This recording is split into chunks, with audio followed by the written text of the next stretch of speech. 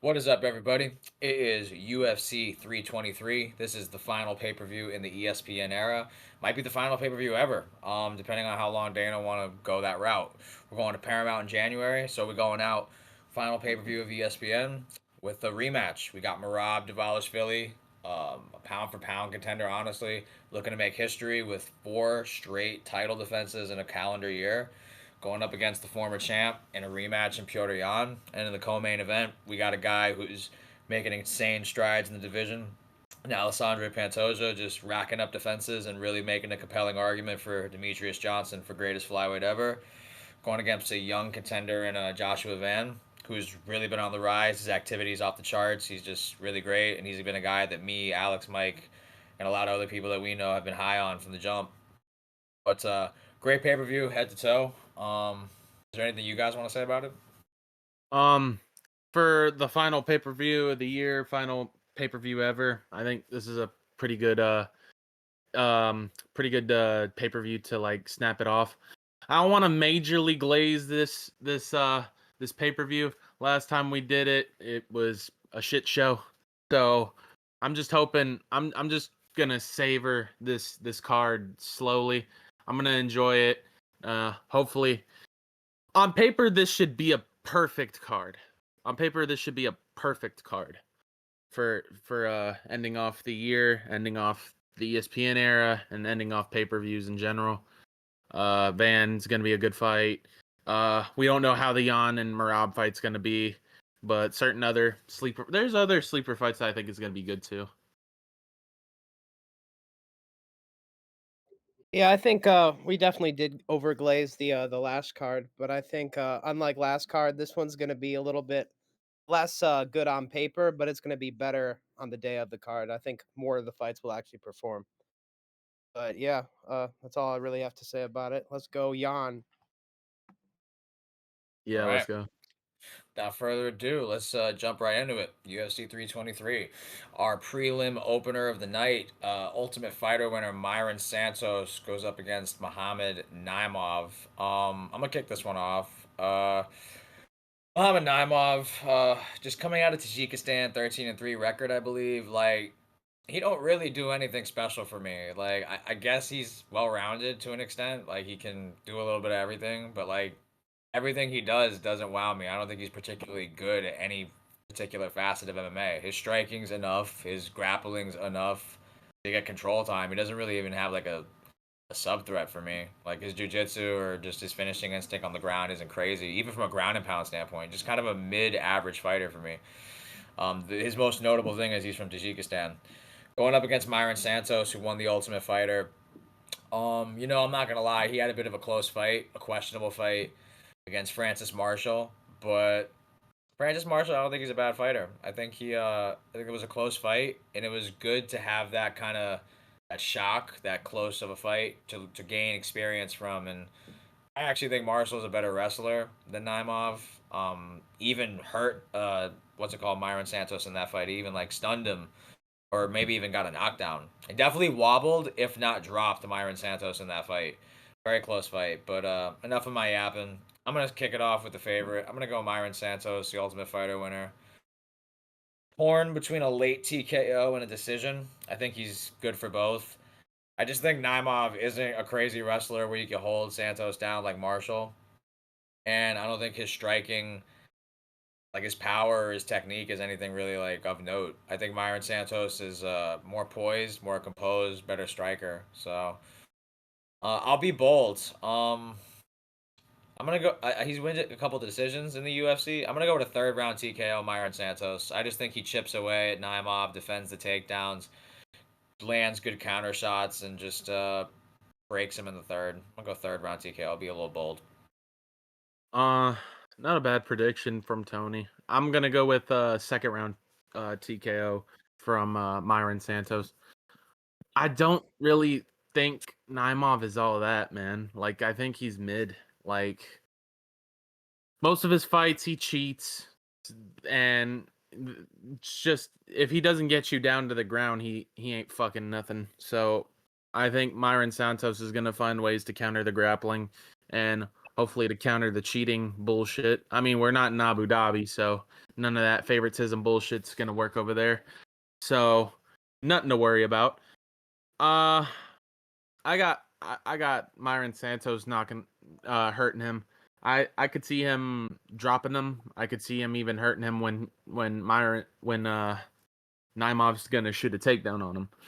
I think I think Myron can hurt him in certain ways, but I think what's gonna happen is I think he's gonna catch him down the middle on some shit and then just hit him with some unanswered shots and boom, donezoed. TKO, second round. Yeah, I have to agree and make this a clean sweep. I have to go with Myron Santos. I think Muhammad Naimov struggles against strikers that are better than him with good takedown defense, like he did against Felipe Lima. And Felipe Lima's a bantamweight, not a featherweight. Myron Santos looks pretty small, but honestly, he's on the same level as most of the guys he's fighting. He's also kind of one of those guys that kind of like fights almost on his tippy toes, so he actually looks a bit taller than you'd expect in the cage. Built like a frog. Uh, don't let that disturb you, though. You know, this guy like one of the Ninja Turtles. He got hands. I'll be real. He got the striking, and I think honestly, he's got a lot of ability to get a TKO in this fight. He's not just a boxer. You know, he kicks. He has very good knees, elbows as well. Very good range management. He has lost to grapplers in his career. He lost to an LFA to Dan Argueta, which I don't like. That was at bantamweight and was a while ago. I'm gonna favor Myron here. I'm not a big fan of Naimov. Maybe he cheats and wins. Maybe he makes it close, but I think Myron is able to be a better striker in this and find his shots and ultimately do more damage winning the fight. I do think he could get a TKO. I'm tempted to go decision because I feel like Naimov could cheat enough and get a couple takedowns and hold the fence enough to get himself to a decision. And Myron does like to take his time. I'm thinking third rounder decision. You know what? Fuck Naimov. Third round. I'm gonna say, you know, I don't know what he'll hit him with. I'm gonna say knee of some kind. Wears him down. A knee finishes it. Myron Santos, third round TKO. All right, clean sweep to start off 323. Next fight of the night. I think everybody has the same sentiment of this fight. I don't really see two bold predictions in this one. Pretty much as much a public execution as possible. You got Muhammad. No, is it even? No, I'm sorry. Mansur Abdul Malik, undefeated, going up against Antonio Tricoli. I'm gonna keep it short and sweet, guys. This should be a first round knockout. Unless some tampering is going on, but aside from that, no. X's and O's, eye test, tape study. It's very clear what's going to happen. Mansur Abdul Malik is absolutely going to destroy Antonio Tricoli. Tricoli fumbled Mackenzie Dern, mid record to an extent. 5 losses. Apparently he's got like ability to play poker. He should do that instead of fighting, because as a fighter in the UFC, it's not working out. It's really bad. He's getting finished, and the fight that really stands out to me, like losing to Shara Bullet isn't bad. Shara Bullet's like a kickboxer, like who want to kick you. He was walking down Antonio Tricoli up against the fence, like Shara ain't really known for his hands, and the only time he really is, like, he's hitting like a fucking spinning double back fist on Armin Petrosian. Like, that's not like the boxing, like the pressure up against the cage. He just kind of spun his head around by back slapping him essentially. Mansur Abdul Malik is a freak of an athlete. Crazy power, crazy explosiveness, speed, you name it. Even has a little bit of a NCAA Division One wrestling. I think he went to NC State. He's got that in his back pocket if he needs it. He ain't gonna need it. This should be a first round standing KO, TKO. Mansur Abdul Malik by absolute annihilation. Yeah, Tony nailed it on the button. There ain't really fuck else to say. I think Tricoli's gonna not only be taking L's out of the dating game, he's also gonna be taking L's in the fight game.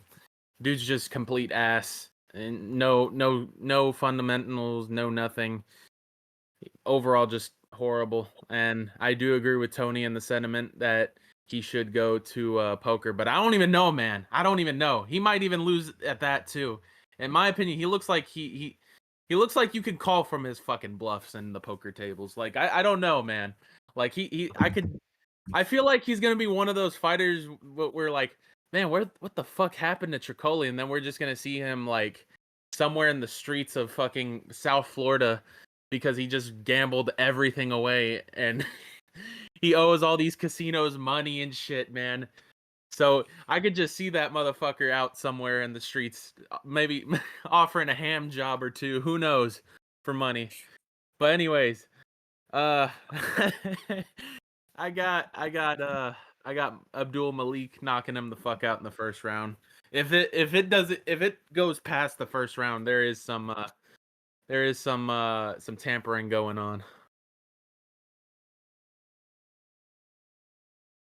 Yeah, I don't have to really add anything new here. This should be sanctioned murder. But I was hearing Tony talk a little bit, and we talked a little bit before. I know we're not the only ones who think Matsur Abdullah Malik is a little bit suspicious. You know what I mean? And I don't know, hearing that Antonio Tricoli's a gambler, a degenerate fucking gambler, makes me feel like, I don't know, they might be in cahoots to have Tricoli win by first round submission or some shit. But, I'm gonna have to pick on what I know, and that's that Tricoli's shit. He's a bag fumbler, an ultimate bag fumbler. And Abdul Malik should KO him. I'm gonna say second or first round. Everybody's been picking him in the first round and he hasn't delivered. So maybe this is the time he actually delivers it. Tricoli sucks, so fuck it. I'm gonna go first round. But yeah, Abdul Malik is still green. I think he'd still lose to other people, but Tricoli's like the bottom of the barrel, so he should be able to get this one done. Like honestly, like on paper, he's probably better than Nick Klein. Who knows? I'm gonna still go first round.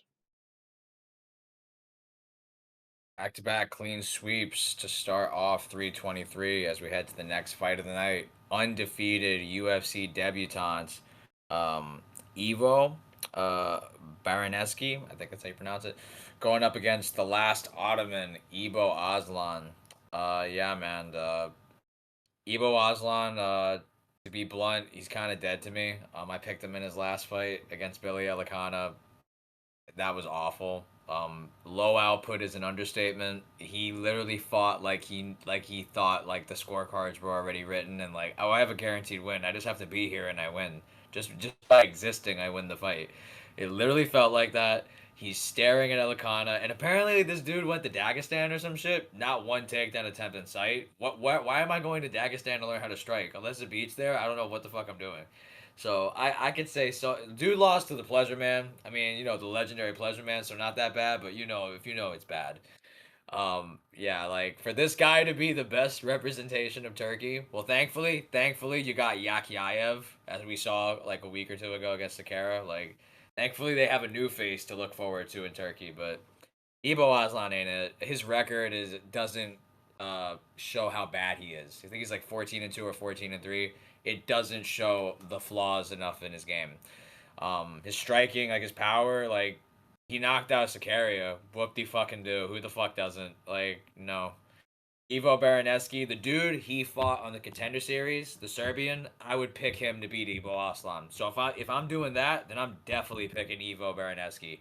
He gets it any way he wants. I feel he can win a decision. He can win it by a knockout. He can win by submission. He's prolifically a first round finisher. All 6 of his professional wins are by finish in the first round. Um, you know, I could see a club and sub here. I could see a world where he knocks out Ibo Aslan, but Ibo Aslan's grappling isn't nothing to write home about. I could see submission or knockout. I definitely like Berneski inside the distance, so I'm gonna go Ivo Berneski by. I just want to see how many more times has Aslan been subbed or knocked out. That's gonna decide it for me. Like, because I really think he could get either one. Ivo Aslan's been knocked out. No times. He's been subbed twice. So 2 of his 3 losses are by submission. Yeah, I'll reach. I'll go with a first round club and sub. I think Berneski gets in the pocket with him. He. Now I'm gonna switch it. First round TKO. Because if he does like hurt him and he drops him, He could go for the choke, and I may regret switching it, but I could also just see him continuing to just ground and pound and just gets him out of there. So I'll go first round TKO, Ivo Baraneski. After this card, we will refer to him as Polish Power, no longer Jan Blachowicz, and we'll get to that later. Yeah, I agree with Tony. Ibo Aslan's a fucking disgrace for Turkey. Uh, dude's just fucking ass, bro. Like, bro is fucking terrible. I think I picked him his last fight. Was it the Billy Alicana fight? His last fight? I picked him too, yes. Yeah, that was fucking horrible, bro. Fucking horrible performance. Like, I hope that Polish motherfucker knocks him the fuck out. I hope it is first round KO, but I'll go with a second round. I'll be a little polite here. I'll go with a second round KO here, but I could see Ebo getting his shit rocked in the early seconds of the fight. But yeah, not really else to say besides Ebo Aslan's a dirty piece of shit from his own a disgrace from Turkey. Bro's just ass.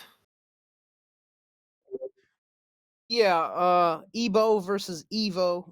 I got Evo Baranevsky, first round KO. I do like the submission pick. That's honestly interesting to me, but I'm gonna have to go with knockout still. I think we're due for seeing Ibo Aslan starched. Disgrace to Turkey, as Mike said. Best Turkish fighter, to be honest, because all the other Turkish fighters are Chechens or like Dagestanis. Sucks to be a Turkish national. Bring back the Ottoman Empire fucking ASAP because these fighters are not it, you know. Ibo Aslan's cooked. And he's gonna lose this one too. Just in general, he sucks. Like he needs to be out of the sport. But the only reason he's here and he's undefeated is because he got can fed. I don't even think he was undefeated. He lost to fucking Pleasure Man before he came into the UFC. In Yeah. general, just sucks. No grappling. Kind of just spams hooks. Ivo Baranevsky gets in the pocket. He's got good head movement, good power. I think he murders him first round. I'm gonna say. I think Evo could blitz him, and it'll probably not go well for him. I think Ivo Baranevsky gets the first round KO. Successful UFC debut and the clean sweep for Ivo Baraneski. I really do feel like we will refer to him as Polish Power going forward after that card. Moving on to the next fight of the night. Edson Barboza versus the return of Jalen Turner. Uh, so I'm gonna go Jalen Turner, reluctantly to an extent though. It's his return fight. I reckon, aside from desire to want to be a fighter, I think money may be the move as to like I need to get money right now, so I need to fight. This is not a bad matchup for him. I feel. I know it's been a long time since Tetson's been finished. It might have been the Giga Chikadze fight, maybe. It might have been like that long since he's been finished, but he is consistently getting hurt in fights. I don't like that. He's getting older. He kind of feels like he's been moving away from the kicks lately, which is kind of stupid to me because I feel like that's what made Edson dynamic. Like he's got, I want to say Edson's like one of only like a few fighters in like UFC history to have like multiple kick knockouts, like head kicks, body kicks, low kicks. Like he's a prolific kickboxer, like or Muay Thai, whatever martial art it is. That his kicks are sick. Like why are you not using them lately? He's really been building into his boxing a lot, which I feel like is kind of at his own discredit. Like it's a disservice to him. I feel like he should use what is his best weapon, and he's not doing that. His last fight I did not like against Drakkar Klose. It did not feel like Drakkar Klose wrestled enough in that fight, and he legitimately went strike for strike and out damaged Edson Barboza on the feet. That is insane that I'm saying that. Not that Drakkar Klose is a bad fighter, but he's a grappler by trade. He's a wrestler. For him to be striking and having as much success as he has, I think that's like a red flag for me as far as Edson. He consistently gets hurt in fights. Jalen Turner, not a good record at 14-9. It's not, but you look at some of his last losses, it's not that bad in the grand scheme. It's not great, but it ain't that bad. It's Hanato Moicano. He got out grappled in that fight. Should have had a first round knockout. Very much should have had it, but he wanted to like aura farm. The Dan Hooker fight, he thought he had him out of there, and Dan Hooker is a tough guy to get out of like basically finish. Only a few guys really do finish him for the most part. I think there was another fight. The Mateusz Gamrot split decision. He got out grappled. Like he's either getting out grappled or he's just running into very durable guys. And I feel like Edson can't do either.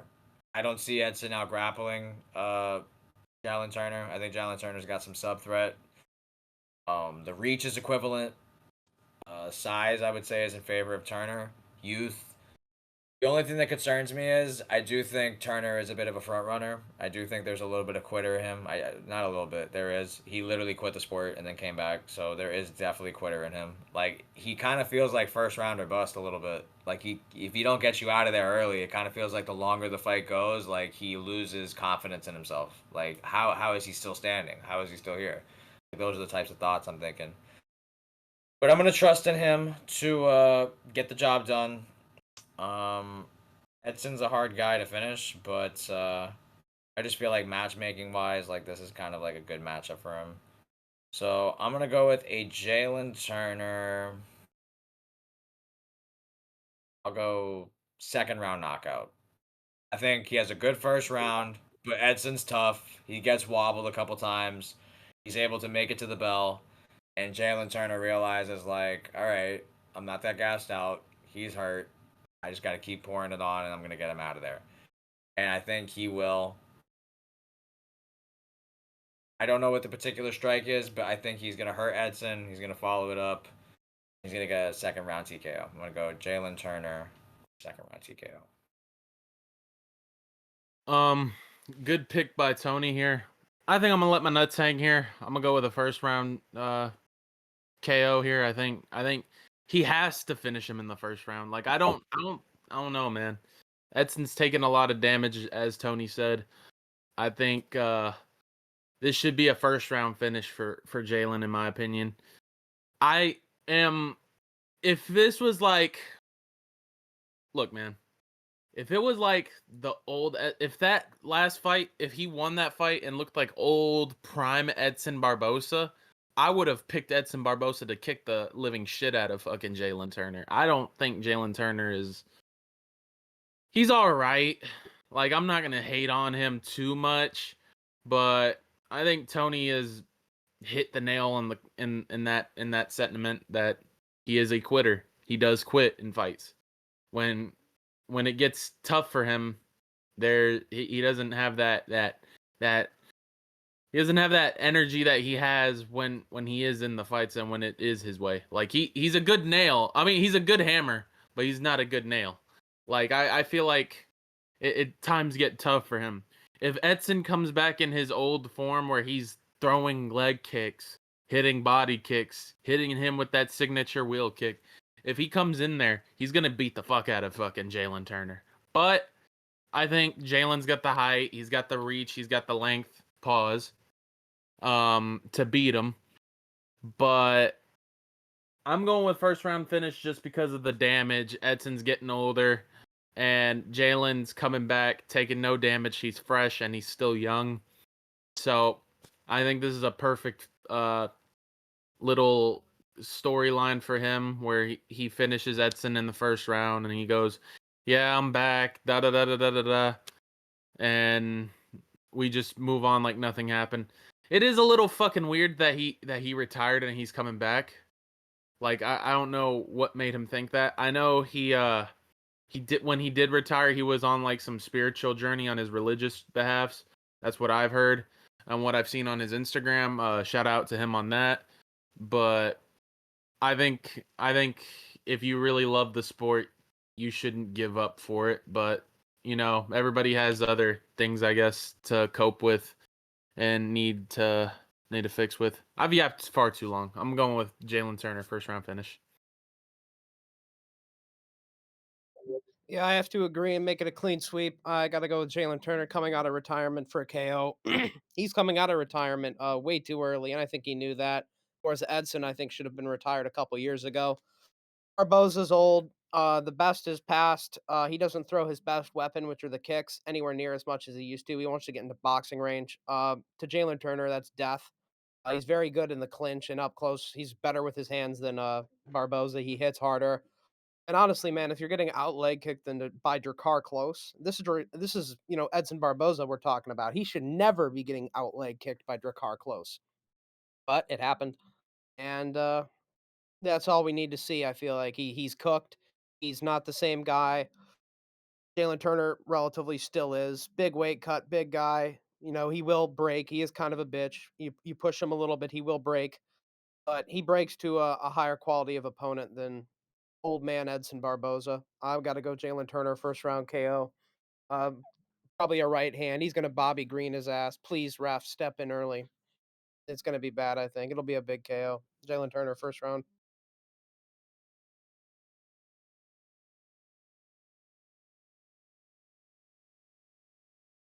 Muted, Tony. Appreciate you. Yet another clean sweep streak keeps it rolling in the return for Jalen Turner as we move on to the next fight of the night. And we have Marvin Vettori versus Bruno Ferreira. I mean, this really is a bit of a coin flip fight at this point in their careers. You have, Bruno Ferreira, who's kind of been up and down in the UFC career, had wins, had a loss, adjusted, and he's looking good. As for Marvin Vettori, he's on a losing fight skid right now, and there's a question in is he doing the right things? Is he training at the right place? Like, can he improve? Is there still time to be a contender and things along those lines? So this is a make or to break a career for me in terms of Marvin Vettori, and even to a sentiment of Bruno Ferreira because if Vettori can snap the skid, that tells us is Bruno Ferreira really that dangerous? And he is. Bruno Ferreira, I do think, has the finishing upside in this fight on paper. He's got crazy power. The knockout over RoboCop was insane. Um, his two losses are both in the UFC. We've seen them. It's Nurulstan Ruzaboyev by KO, and it's Abus Magomedov, and he was able to really emphasize the grappling in that matchup. A common thread I see between those two losses is Ruzaboyev and Magomedov those are not small middleweights. Those are big guys. Bruno Ferreira, I think, has got crazy knockout power. He's got judo. He gets a bit of a submission game as well. But a big flaw in his style and his game in general is his gas tank. I don't think he's really particularly fit for if the fight is extended. I kind of feel like he is a bit of a early fight merchant to an extent. Vettori is one of the best chins I've ever seen in my life in all of combat sports. Fuck MMA. I'm talking about boxing, MMA combined, Muay Thai, kickboxing, any combat sport. Marvin Vettori has one of the greatest chins I've ever seen in my fucking life. The Jared Cannonier fight felt like he got knocked out 3-5 different times in that fight, and he didn't get dropped. I don't think in that fight. I don't think he touched the canvas in that fight. It was crazy. His durability speaks for itself. I kind of do feel like this fight is a bit binary, honestly. I feel like if Bruno Ferreira don't get him out of there with a sub or a knockout in the first round, he's going to fade. And I think in those 2 rounds after, Marvin Vettori is going to pick up the pace, use the veteran experience, and be able to pour it on. The strength of schedule, I think, is in favor of Marvin Vettori. He's only losing to guys like Prime Adesanya, Robert Whitaker, Jared Cannonier, Roman Dolidze. These are not bad losses. Maybe the Roman Dolidze one isn't great, but he's not a bad fighter per se. He's durable. He can grapple. He can take a punch. He has decent power. Similar to Bruno Ferreira, honestly. Roman Dolidze and him, I don't think that's kind of crazy to say they're similar. Enough of my yapping. I'm biased, but I just think there's an experience edge, there's a cardio edge, and even a durability edge in favor of Marvin Vettori. Brendan Allen, that was another guy he lost to. I just feel like if he doesn't get knocked out or subbed early, he will be able to mix in takedowns if he needs to, get top time, get pressure. And I think he's going to have such a cardio advantage that he's going to be able to weaponize it and manifest a 3rd round TKO. I'm going to go with Marvin Vettori by 3rd round TKO, just where he has a sweaty first round, but for Vettori standards, didn't really get hit as clean as much as he usually does. Loses the first round, understands the urgency, starts chipping away in the second, and eventually breaking him in the third. I'm going to go 3rd round TKO Marvin Vettori. Going to exhausted Ferreira.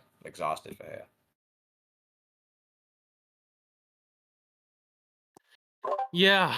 Tough fight to predict. Honestly, it could go either way. Uh, I like Bruno Fajea. I also like Marvin Vittori more than most. I think Marvin's funny as fuck on the mic. He's very entertaining on what he does personality wise. Uh he's a all right fighter. He's not bad. I think it's just going to go down to IQ, man. I think Marvin Vittori is going to win by submission here in the second round. I'm going to tell you why. Uh Abus Magomedov, fucking horrible.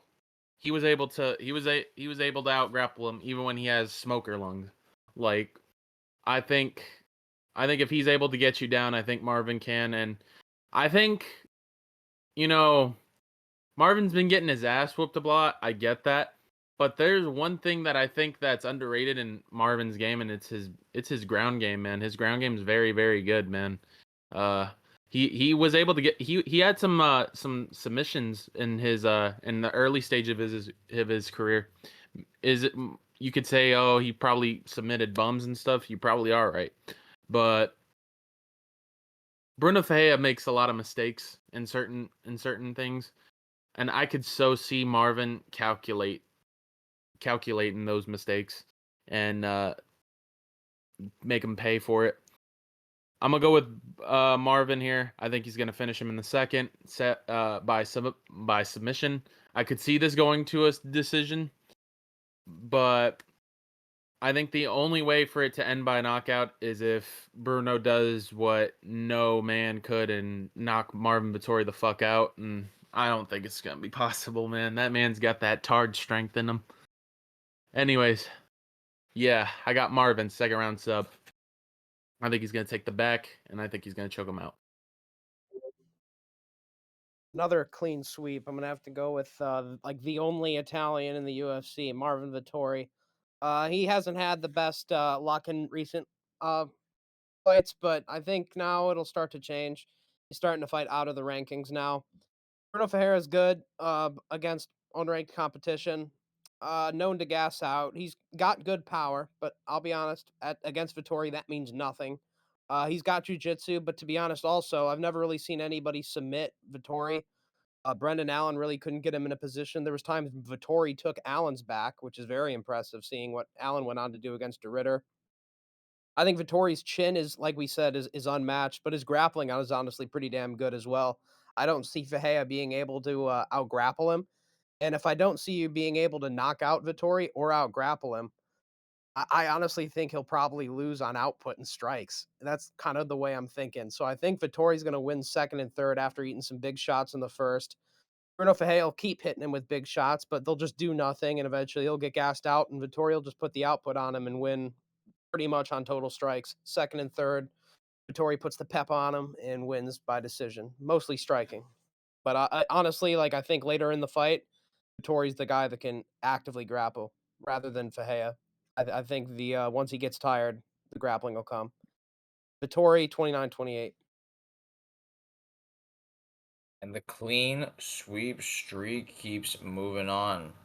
But we'll see if it sticks around for this one. This is a banger in the lightweight division in our next fight of the night, as we have Faris Ziam going up against Nazim Sajikov. I'm gonna pivot and I'm gonna let anybody else take the lead on this one. I'll go last on this one. Yeah, this is a very good fight between two lightweight strikers, unranked. I feel like the winner of this could potentially either get into the rankings or fight a ranked opponent next. I do think this is a close fight, but I'm going to be honest. I think the better competition recently definitely goes to Fares Ziam. Sadikov has been honestly having some questionable wins, like where they do like weird doctor stoppage wins. He's had that twice now with like cuts that don't look that bad on Ismail Bonfim and Evan Elder, and he just gets the DQ win. And honestly, fights where he didn't look seem to be winning so clearly. And honestly, the fight that sealed the deal for me is the fight against Mota for Sadikov. It was a very close fight against somebody I kind of view as a bum. Presiam in recent memory has made his fights look easy. Um, Mike Davis has had the moment with the knee bar, like the Suloev stretch sort of thing, but he was able to tough that out even though his leg was, like, backwards. That does show grit to me. Sadikov got kinda teed off on, and he showed grit as well, but honestly, I think I'd rather pick the guy that was in the knee bar against Mike Davis than the guy that almost got finished by Moda. Sadikov, I feel like, has kinda just been strung along his career by fighting plumbers in the early portion of his career, like many caucus fighters, and then kinda getting favorable matchups and favorable decisions in his favor, like those 2 DQs or D not DQs, but, doctor stoppages. I think, jumping from Moda to Ziam is a big difference. Ziam's a big guy, he fights, very long range, he uses all of his tools, he can grapple now as well. Sadikov does have an ability to grapple as well, but it's not his go-to. I would pick Sadikov as the better grappler, but Ziam has proven that he can survive really, really, really bad grappling positions like the knee bar against Mike Davis, where it pretty much looked like he tore everything in his knee. Going from being booked against Kawi Fernandez to now being booked against Sadikov, I do think Sadikov is the easier fight out of the two. But I think Ziama is going to be able to score, while Sadikov is going to be kind of throwing more flashy strikes like spinning back kicks, and Ziam's going to be evading them and scoring with teeps and low kicks and jabs. I'm going to go for Ziam. I'm going to say 30-27, maybe a 29-28 in there. I could see him wanting to push the Azerbaijani, but honestly, they already have an Azerbaijani at lightweight and Fiziev, so I don't think they necessarily need another one. Ziam is good. They've been all about the French lately. They definitely have more French than Azerbaijanis, but I feel like they want to go to more than they want to go to Azerbaijan. So I'm going to go for Siam, 30-27, 29-28 in there. Dominant striking decision victory. Yeah. Uh I got I got Fares Ziam as well. You could, I know everybody's hitting that narrative that some of the people that are picking Sajikov, they're going, "Oh, he did what Farasiam couldn't. That's finished Terrence McKinney." I get that. But going life or death with Nicholas Moda is the worst fucking thing I could see in a UFC prospect's like career. Like I think that's just horrible, man. Like Nicholas Moda, yeah, you could say, "Oh, he's improving," but he's been known as just a lamb to be slaughtered in these fights. And yeah, Sajikov finished him and all that, but it was getting dicey. And I don't like that. I think for us, Siam can copy and paste what Moda did, not not getting taken down, stuff in the takedowns, keep it on the feet, keep it technical, not get caught on stupid exchanges. I could see for us Siam doing that, and I do think it will be a competitive fight, but I don't think it's gonna be good for I don't think it's gonna be good for Sajikov here, man. I think he's had a tough time, and yeah, you like I said, people are gonna say, "Oh, couldn't finish Terrence McKinney." Sajikov did. I feel like Faris Siam is starting to improve from that level that he was to now. Now he's getting finishes. Now he's looking like a good kickboxer. He's got pretty decent takedown defense, and I think I'm gonna go with Faraz Ziam here, uh, by decision, 29-28.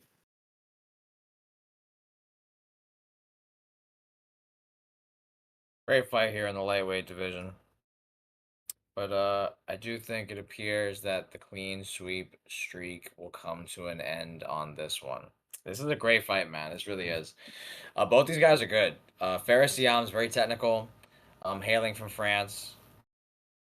I don't know even why I did quotation marks. Is he really French? We don't know, but he claims France.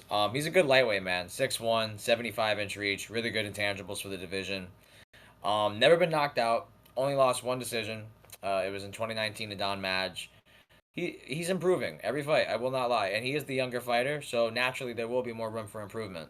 He's 28 to Sajikov being like 31. Rangy, good kickboxing, showed improvements in the grappling in the Mike Davis fight, and even showed more finishing instincts in the Mafrovola fight. In his recent performances against, I reckon I'll agree with Alex and Mike in that sentiment that he has faced the better competition in the lightweight division at a UFC level compared to Nazim Sajikov. But I'm gonna go with Nazim Sajikov, and I'm gonna tell you why. So the thing for me is that I think Ziam is very technical, and I think he does a lot of the things the right way, which is what you want to pick in a fighter traditionally. But I can't help but feel now, hot take, but Mike Davis, maybe there was something up, but aside from that, usually like he is a really good fighter. He can grapple, he can strike. I think he's a very talented fighter in his own right. But something was up in that performance. He just didn't look like himself. Not trying to take away from Ziam, but I'm just saying what I feel. Aside from that, Matt Fravola, I do think that Zim Sajikov's better than him. Uh, Mike, he said there is a narrative being stemmed, and I kind of do agree with it. One guy got subbed by Terrence McKinney, the other guy knocked Terrence McKinney the fuck out. I think that does kind of mean something, because Terrence McKinney is a killer be killed fighter. So if he's able to kill you, that kind of tells you the level you're at. If you kill McKinney, kind of tells us the level that you're at. I think if this doesn't turn into if this is just a point fight at range, then by all means, Ziam is the right pick. I completely get it. But I think Sajikov can hang in the striking. I like what I saw in the Slava Claus draw. Um, I think if any of them has more upside in the grappling, I would imagine it's the guy who's training a Sierra Ray Longo with Aljamain Sterling, who I thought was the bantamweight goat. Rob Dvalishvili, who's headlining this card, who by all accounts is the bantamweight goat. These are good guys to get rounds with in grappling exchanges. I have to feel that these guys naturally are better grapplers than Verisiam, and he is improving.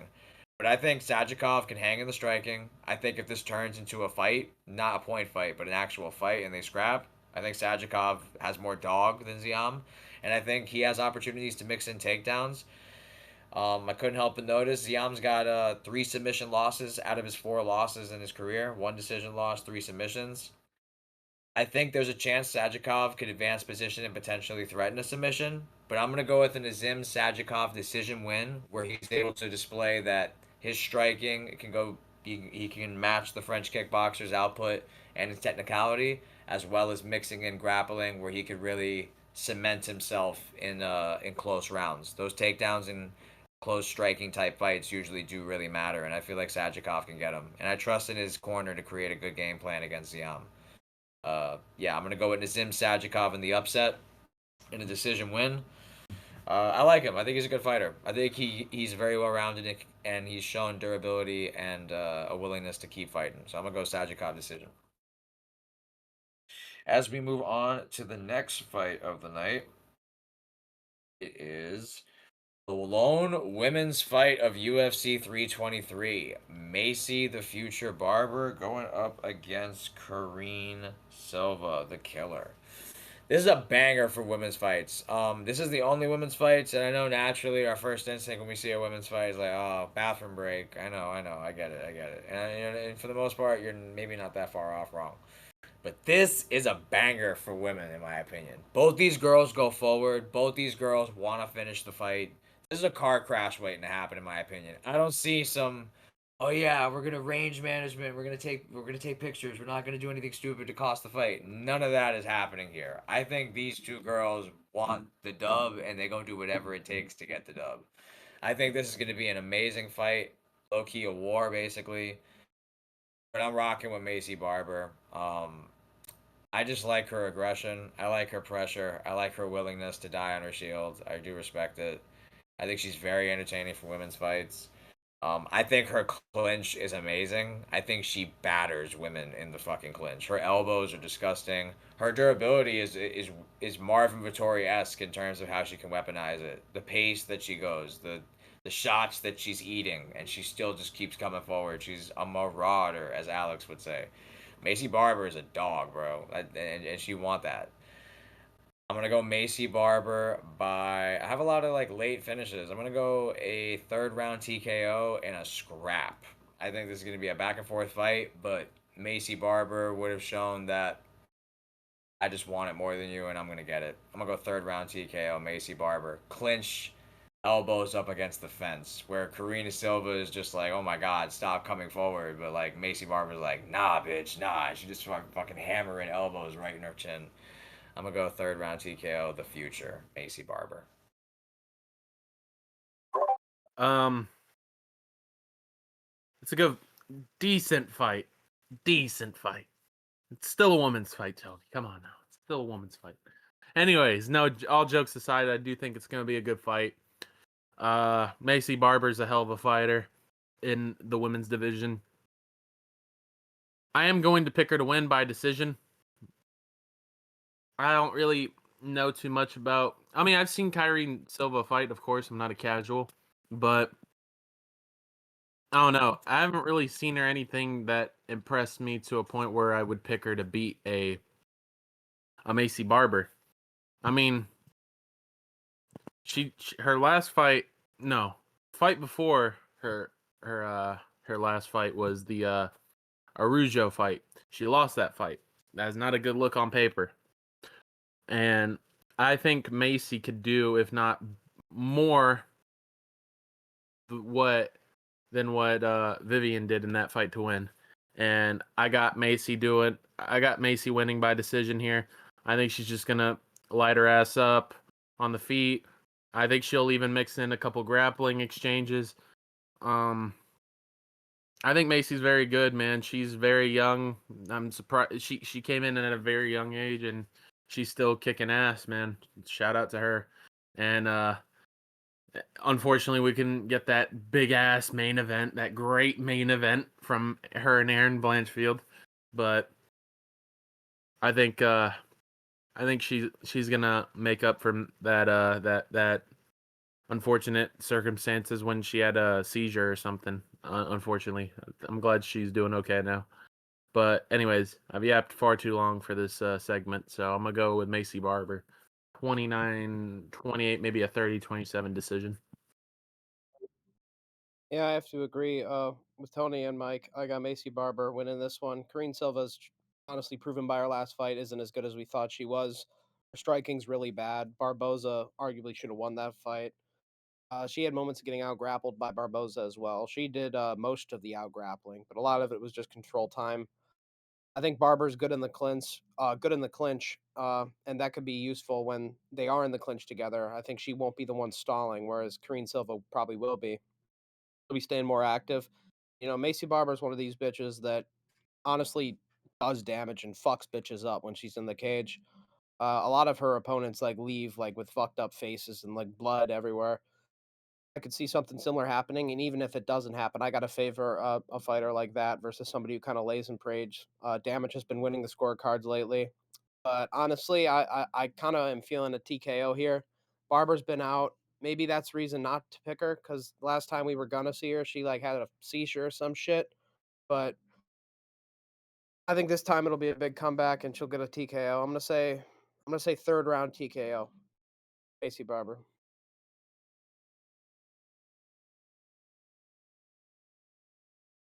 You're muted, Tony. Appreciate you. And the lone clean sweep streak returns for Macy Barber as we head to the next matchup on the card. Back to the lightweight division where we have, I imagine, a very exciting fight between Terrence T Rex McKinney and Chris Duncan, the Scotsman, the problem. Uh, I'm gonna go Chris Duncan. I think he's good, man. I like him training at ATT. I see real improvement in his game. Um, his- Oddly enough, his durability has kind of improved in his fights too. Um, he was getting messed up in the Balagioki fight on the feet, but Balagioki shot a bad takedown, and Chris Duncan capitalized on it with a sick submission. He went to war with Mateusz Rebecki, showed like he could take a punch for real in a scrap, and he was able to get his hand raised in a very tough fight. I like uh I like the toughness he's displayed. I think he's not a small lightweight. I think he's an above average grappler. I do think he can wrestle and he can threaten submissions, and he's improving on the feet. And I think he trains at one of the best gyms in the world. Going up against Terrence McKinney, I'm not gonna lie, man. Terrence McKinney is the definition of a killer be killed fighter. He might be one of the most prolific first round fighters I've ever seen in my life. In those first 5 minutes, he can do just about anything. He can take you down, slam you. He can knock you out on the feet. He could sub you. He's such a dangerous fighter in those first 5 minutes.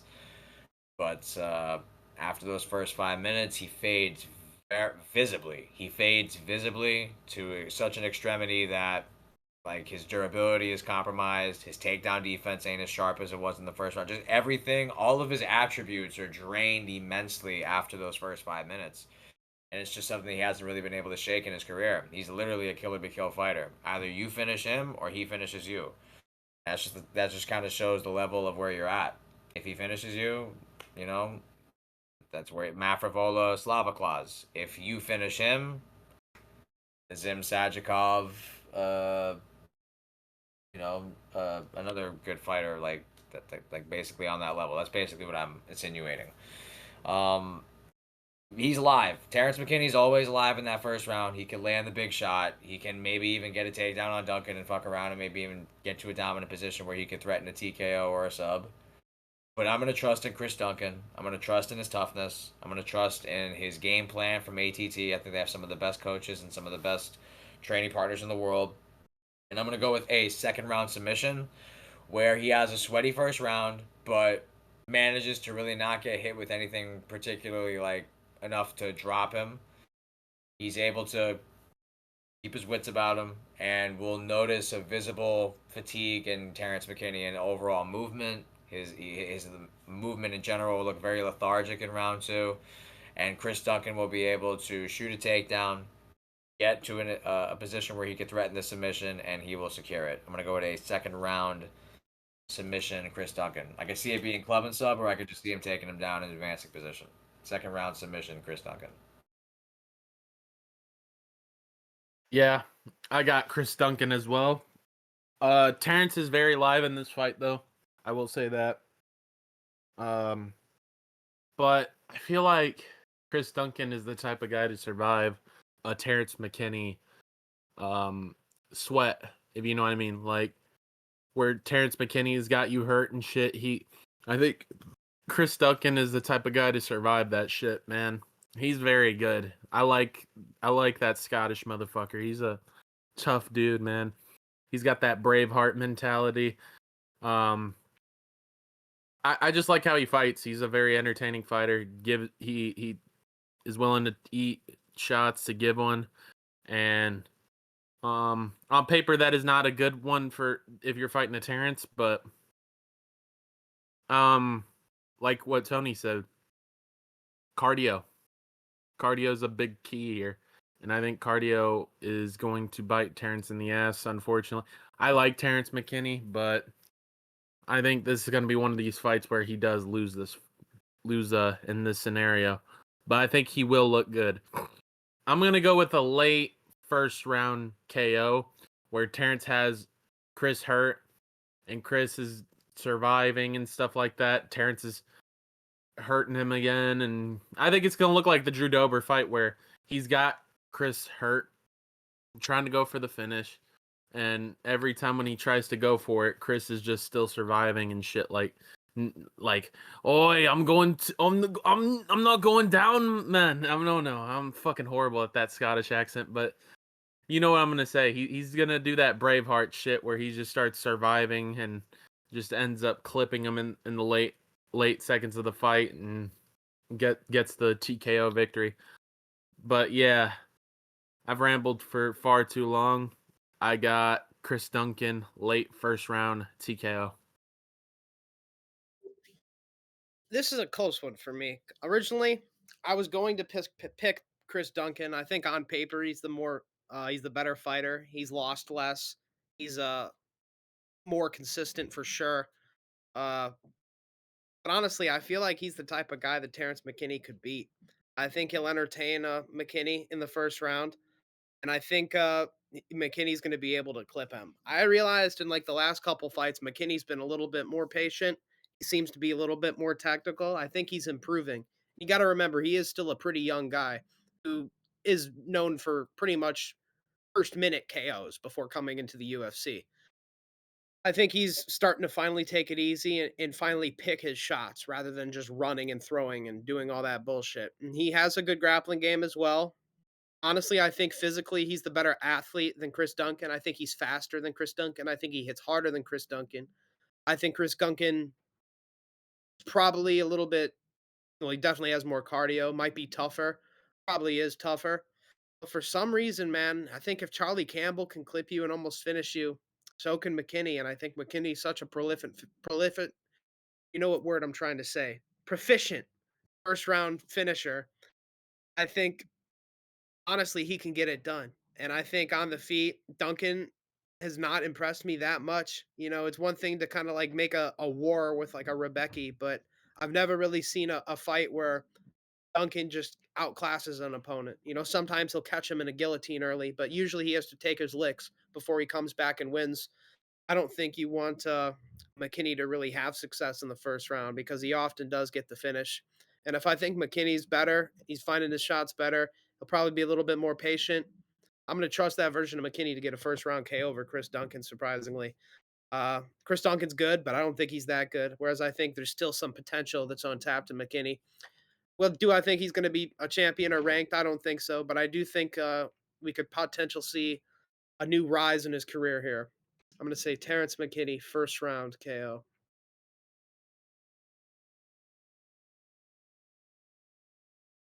And now we head to the prelim headliner of UFC 323. We have Grant KGD Dawson going up against Manuel El Loco Torres.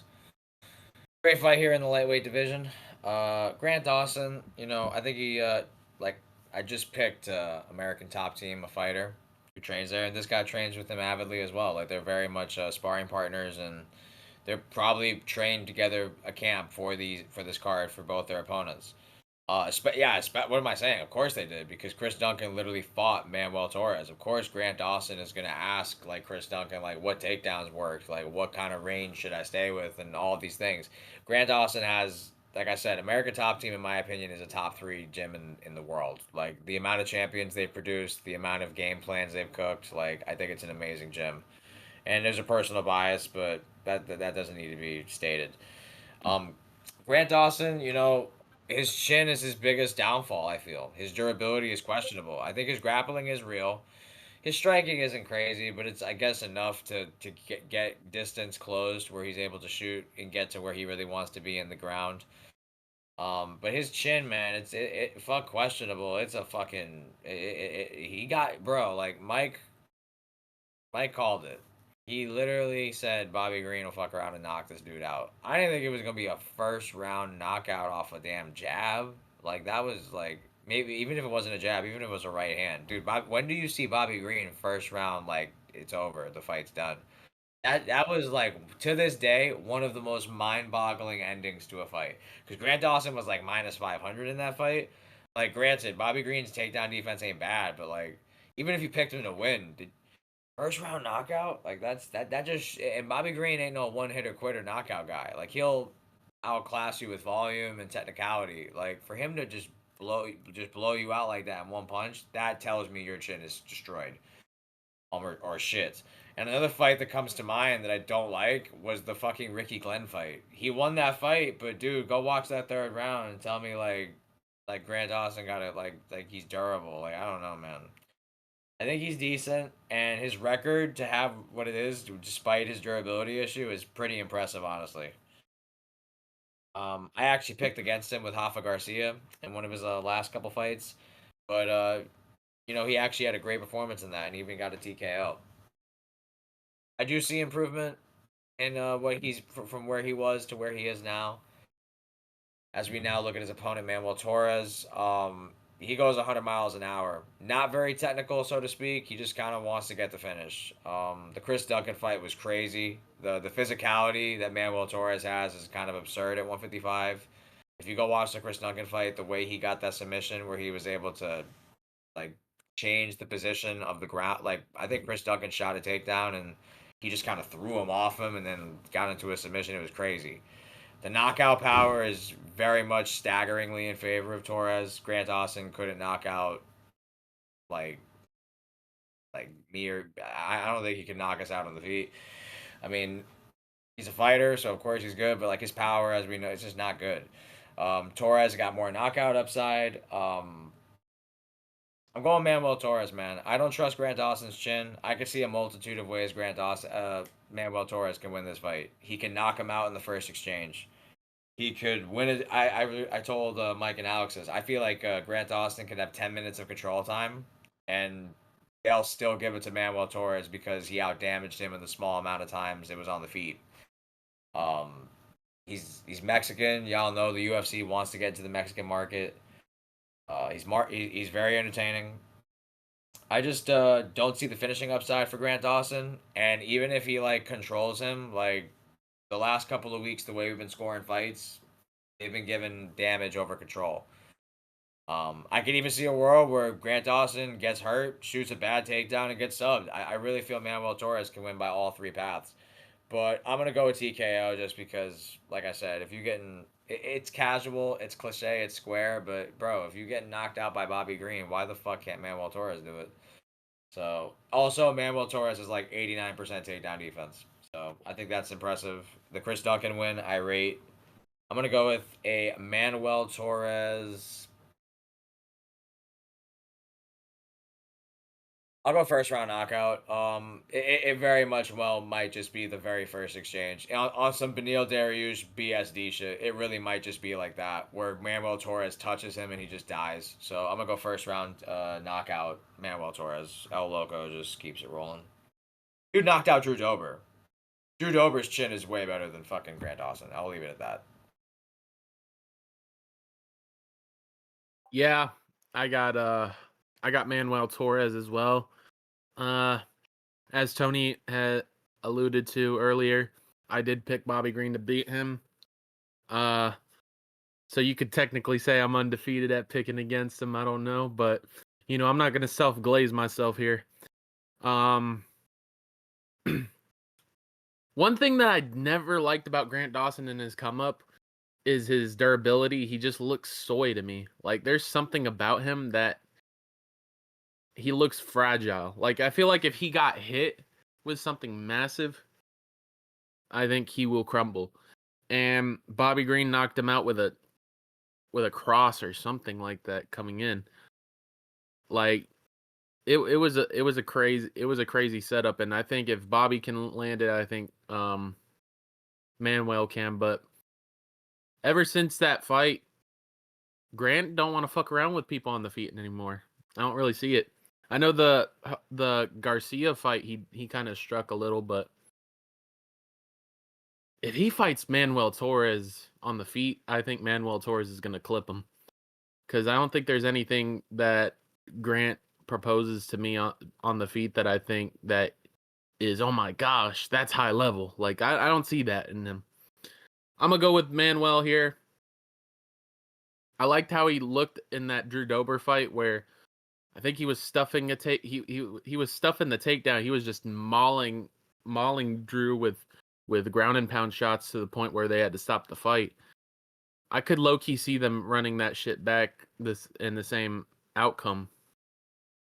Just because I don't know, man. Something's telling me that Grant's just fragile, man. I could just see him getting caught with something coming in.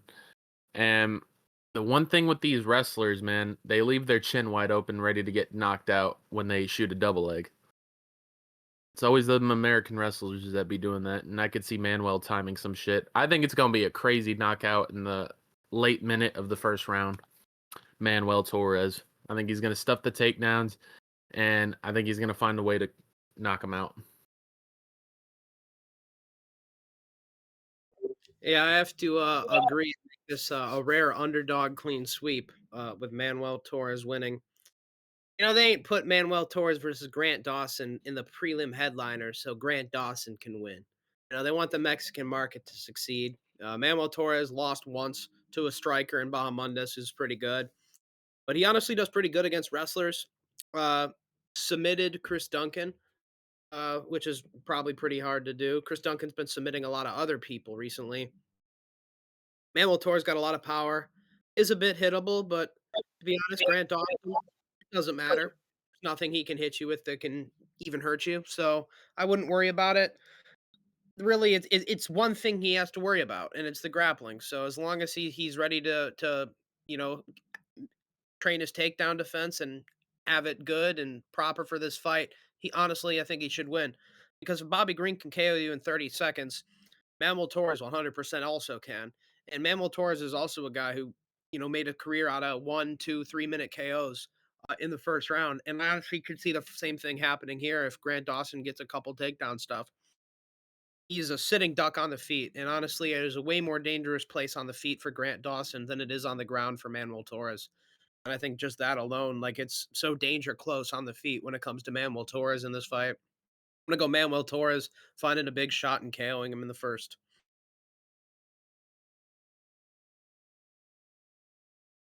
Clean sweep for the underdog El Loco in the prelim headliner as we head to the main card opener of 323.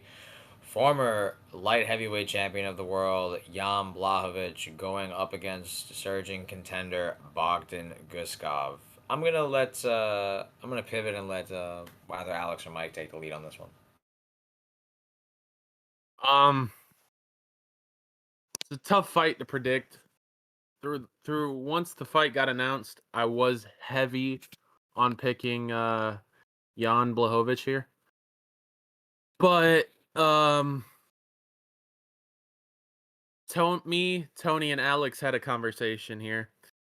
I'm gonna give Tony the credit here. He kind of gave me the spoiler alert. Tony's picking Guskov, but he'll get to that in a minute. Uh, he brought up some good points on picking Guskov to beat Blachowicz. Blachowicz is getting older. We don't know how long he's gonna have just taking damage and shots, punishments like he has been before, and we don't know how his mindset's gonna be after back-to-back close decisions. Like his last fight was the Olberg fight. I thought he beat Olberg, and then the fight before that, it was, I think it was the Pereira fight. The Pereira fight was his last fight, I believe, right? Yeah. And those are two close fights where it could have gone his way. I have a feeling that we're going to get a reckless Jan Blachowicz in this fight where he's like, um I I I had two close fights, now I have to go for finish. Like I have a feeling he's going to try to lock in his inner Polish power into this, and I think it's going to fuck around and be his demise, unfortunately. I'm gonna go with Guskov here, man. I think he's gonna knock him out in the second, like how Thiago Santos did. I think he's gonna find the shot that Thiago hit him with and put him out cold.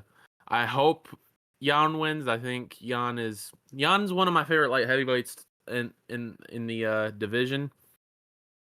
He's very old school. He's a very old school fighter to watch. He's also when he's out there in proper form, he's very dangerous, and he could win this fight. But after doing my little research of my own, after Tony gave me some good thoughts on why picking Guskov would be a good pick here,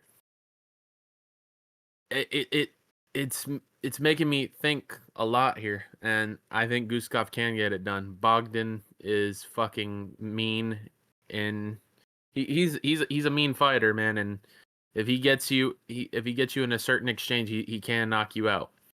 And I think he is going to knock out Jan here.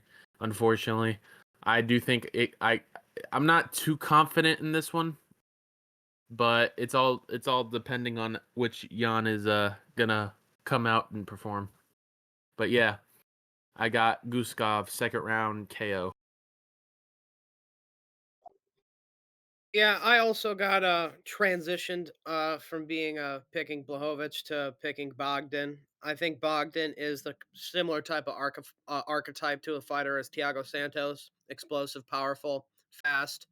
And I think those are the things you need to beat Blachowicz. And Blachowicz is older. He's one of his biggest detriments, I think, in the cage right now is his lack of speed. He's a bit slow in there now. He always turned over his shots kind of very weirdly. And I feel like the way he does it makes him a bit slower, but also gives him more power. But to be honest, he hasn't gotten KOs in a very long time. Adesanya has gotten a more recent KO than Jan Blachowicz has. His last KO was against Reyes in 2020. It's been a while since the real Polish power has shown anything. I don't even know if he's dropped anybody since, to be honest. He had those leg kicks, I guess, against Ankalaev, but in like the weird leg stoppage against Rakic, if you want to call that a TKO. I guess that was his last finish.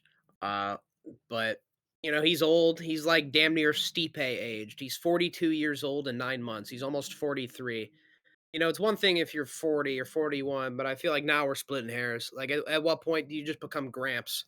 I feel like that's coming up soon. Blahovic is kind of, he hasn't looked bad in his losses, but he is on a non-winning streak. He hasn't won in a while.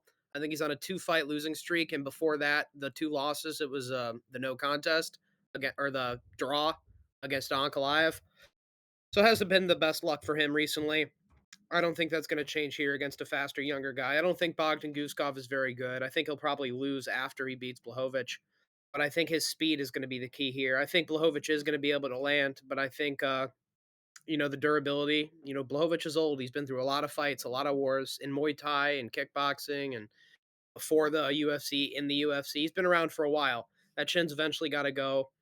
Bogdan, I think, will land. He'll land in combination, and he's fast enough, I think, to follow it up. I'm going to say Bogdan Guskov, second round or end of the first. I'm going to say second round. Bogdan Guskov, TKO. Main card opener of UFC 323. I'm very hyped for this fight, man. I really am. I think this is a great fight in the light heavyweight division. Former champion of the world, Jan Blachowicz. He's got 40 plus pro fights, bro. He's just this guy's seen just about everything. He's been at the top of the mountain. He's had like a rough UFC loss and had to adjust and make moves in his career. He's genuinely progressed and gotten better. He's very well rounded. He can compete in a lot of areas in a fight. We know the technicality in his striking. It's he's very technical for a light heavyweight, honestly. Outside of the UFC, he's like a champion in Muay Thai in like Europe and world, like in competitions. He's a very good striker. He has submissions on his record. He has shown that he's able to get takedowns on guys who are hard to take down, in Israel Adesanya. Um, Even the likes of Alex Pereira. I know his takedown defense isn't considered good, but I mean he's getting better at that too. And he had a very close fight with Pereira and even beat Adesanya in his prime. I will say he is getting older. Alex and Mike are 100% right on that. He's in February he turns 43. But I will say his last three fights against the current champion, the former champion, and a potential new champion, he had a draw, a split, and they called it a unanimous for Olberg, but a lot of people I know felt like Blachowicz did enough in that fight. Coming off double shoulder surgery, though, like there's no question in my mind. Overall career, overall fighter, Jan Blachowicz is probably he's better than Bogdan Guskov. I get that 100%. He's achieved more. He's been at the top of the mountain. He has good wins, and at a UFC level, he has significantly more experience. As for Bogdan Guskov, 18 wins, 15 by knockout. I think this guy is a very dangerous light heavyweight. Very explosive, very swift. I like his speed and his overall movement, but particularly his hands. He has very deceptive hand speed. Trains at a good gym. Fighting out of Russia, born from Uzbekistan. I call him evil. A lot of people call him evil Anthony Smith because he looks like an orc. But no, Bogdan's a good fighter, man. He really is. It's crazy because both these guys are so durable. Blachowicz has like 40 pro fights in his career, and Guskov has like 21 in his career. Combined, like 60 plus fights, these guys have gotten knocked out a combined 3 out of like 60 times. So these guys are durable and they have power, specifically Guskov, though. I'm going to go with Bogdan Guskov. I'm going to make this a clean sweep. When I saw this card, he was one of my favorite dog picks, and I'm going to tell you why. Yes, Blachowicz in his last 3 fights against championship, literally like the peak of the division caliber opponents. Alex Pereira, current champion, Magomed Ankalaev, former champion, and Carlos Olberg, who could become a champion potentially. He's having a split, a draw, and what could have been a split was a unanimous.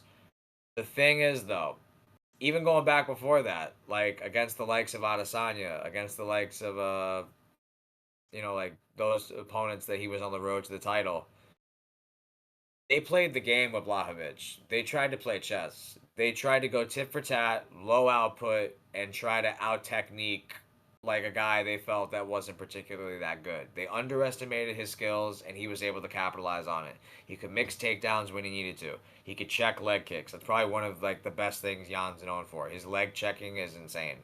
His leg kicks, offense and defense in general, just the leg kicking game. He's a master at it. This guy is a legit chess player. He can grapple, he can strike. He's a really good counterpuncher, and he has knockout power in the back of his hand, in the back pocket. But not as prolific as you would think. Alex alluded to it. His last real TKO knockout was 2020 against Dominic Reyes. I think Guskov isn't going to play the range game. I don't think he's going to give respect to Blachowicz like Olberg and Kalaev and even Pereira to an extent did. Like, they respected his power. They didn't really push a pace on him, and they didn't really have him on the back foot. They kind of just gave the range, and it was equal. Bogdan Guskov ain't going for none of that. This is why I'm picking him. I think there's a speed advantage. I think there's a power advantage. And I think there's a willingness to go forward where most of Jan's a couple of previous like 3 to 5 opponents have kind of respected him. I don't think Guskov's going to respect him. I think he's going to weaponize the speed. I think he's going to weaponize the pressure. And I think he's going to get a I'll go second round TKO. I'll give a round of respect to Jan Blachowicz. I think Guskov is gonna sting Blachowicz with a shot early. Blachowicz is gonna shoot a takedown. He doesn't get it. They're up against the fence. We see the double knee braces. His wrestling isn't as optimal as it usually is. They're kind of just like up against the fence, and Jan is stalling to recover, but Guskov's like just teeing off little punches and stuff. And I think Guskov would have won the first round on damage. Blachowicz is going to be down a round, and he's going to feel like, okay, I got to win this round back. I got to do something urgent. The grappling ain't working for me, and I can't really just sit back on the back foot and look for the counter shot. I'm going to actually have to engage. I think they're both going to meet in the middle, fairly early to the middle of the second round, but Guskov's just going to have better head movement, better overall movement, sharper, faster speed, and he's going to land a shot in an exchange that drops Blachowicz, and sadly, he's going to follow up with a ground and pound TKO in the second round. I'm going to go Bogdan Guskov by second round TKO. I have a quick stat to add on before we move on. Unless, in case you're watching and you're not convinced to Guskov, when Jan Blachowicz fights Bogdan Guskov this week, he will be 6 months older than Stipe Miocic was when he had his retirement fight against John Jones. 6 months older, Blachowicz will be. So this is an older man than Stipe was when he fought John Jones. Wow. Also, I'm calling it now. After this card, legendary Polish power will have been transferred from Jan Blachowicz to Ivo Baraneski after what he does to Ivo Aslan. As we move on to the next fight on the main card of UFC 323, a bantamweight showdown between surging contender Peyton Talbot, the epitome of Gen Z, going up against the former champion Triple C Henry Cejudo. Uh, Kind of a weird fight, honestly, in the bantamweight division. Yeah. I'll give Henry Cejudo credit. I mean, look who he's losing to for the most part. It's prime Demetrius Johnson. It's Joey Benavidez in a very kind of controversial fight. It's Aljamain Sterling, who I thought was the bantamweight goat. It's Merab Dvalishvili, who is the bantamweight goat, and a weird fight against Song Yadong. Those are majority, if not all, of his career losses. I pretty much just reeled off, all at a UFC level, to give him credit. As for his opponent, Peyton Talbot, surging contender. This matchmaking is odd to say the least. To go from Felipe Lima to a top 10 opponent, a former champion, is kind of unwarranted. Just for this fight to be on the main card of the last pay-per-view of the year, to go from Hani Barcelos schooling you in January, early of the year, one of, if not the biggest upset of the year. I think Barcelos was something stupid like plus 750 or something. To go from that, have a good bounce back as an underdog against Felipe Lima, to here is beyond unwarranted. So simply just because of that, combined with I just think this is beyond random. I'm gonna go Peyton Talbot. I'm gonna go with the decision win here. I think they want him to win. Simply put, this matchmaking makes no sense. It's on the main card. They want him to work. He is a good striker. He does have good cage presence, good awareness, good timing, good range management. Above average takedown defense. I'll give him that. It seems like in the short amount of time from the Barcelos fight to the Felipe Lima fight, I will admit there was grappling, takedown defense improvement. The thing for me that kind of like sells it too is, Henry Cejudo's this Olympic wrestler, this Triple C guy, right? Out of like 80 career takedowns in the UFC, I was telling Alex and Mike before we started filming. If I would have told you like Henry Cejudo in his career shot 80 takedowns, I reckon you think he gets like 20, right? He has like 13. That's like under 40% accuracy. I feel like in the cage, it's gonna look like a featherweight versus a flyweight, in size discrepancy. I think Henry Cejudo, he's like stockier and like stronger, but just in terms of like the visual and the optics of the fight, I think Peyton Talbot is gonna look like a featherweight and Cejudo's gonna look like a flyweight. I think he does enough to defend the takedowns. And if it's on the feet, Cejudo can maybe land something big. He takes chances, but for the most part, I feel like Talbot's more composed, better range management. The step in knee will be a must have weapon in this fight. I feel. I'm gonna go to Peyton Talbot decision win, where he's able to display good takedown defense, better striking, and just better overall range management. I'm gonna go Peyton Talbot by decision. Pseudo stuff. Yep. This is a tough fight to predict. I get that. I know a lot of people are going with Henry Cejudo here. Cejudo, yeah, he's on a losing streak, but he has been looking pretty good in those fights that he was losing. But I have a feeling they're not just gonna they're not gonna put Peyton Talbot in a ranked spot here just to lose to Henry Cejudo in his last fight, right? Like I don't believe that. I got Peyton Talbot winning this fight. In no way, shape, or form. Like I think Henry Henry could win if he gets the takedowns. He could win, but if Henry even has like a gash on him, like a cut, like Henry is he in his fights he bleeds a lot in his fights. Even in the Demetrius Johnson fight where I thought Demetrius won, but it's in the past. um, I think he had like a cut or something on his eye. Like dude's very cuttable. Like I think there is some optics there for Peyton Talbot, and I think that is they're gonna use that to an advantage. And I think Peyton Talbot is gonna improve in this fight. I think it's gonna be like a Piotr Yan and O'Malley type of situation where everybody thinks, oh, Peyton ain't ready yet. Peyton ain't ready yet. And then Peyton just looks pretty decent on the feet. Yeah, he's getting taken down. Yeah, he's getting outworked on the ground. But they're just going to show moments on the feet that Peyton Talbot had. And I think they're going to go for it. People are probably going to say, oh, I got Cejudo winning this fight 29-28 or something like that. And then you're going to hear a scorecard going 29-28 to Peyton Talbot. And then they're going to see the wrong man's hand get raised. I do think I'm gonna go with a Peyton Talbot split decision here, and I think it's gonna be a dicey fight for Henry, and I think this will be a send off for the messenger here. Tough fight. If I were to tell you after the Ione Barcelos loss that Peyton Talbot would be facing Henry Cejudo within the same year, probably wouldn't believe me, but that's what's happening. How many improvements can be done in that little a time? I understand Henry Cejudo doesn't get a lot of takedowns, but he did take down Marab, and I think that's counting for something. I do think, he's one of these guys that kind of wants to strike, and I think that can lure him into danger against Peyton Talbot. But nothing reminds you to wrestle like a knee to the face, I'm gonna be honest. So I think Peyton Talbot is gonna hit Henry with some shit in the first round, and it's gonna remind him to wrestle.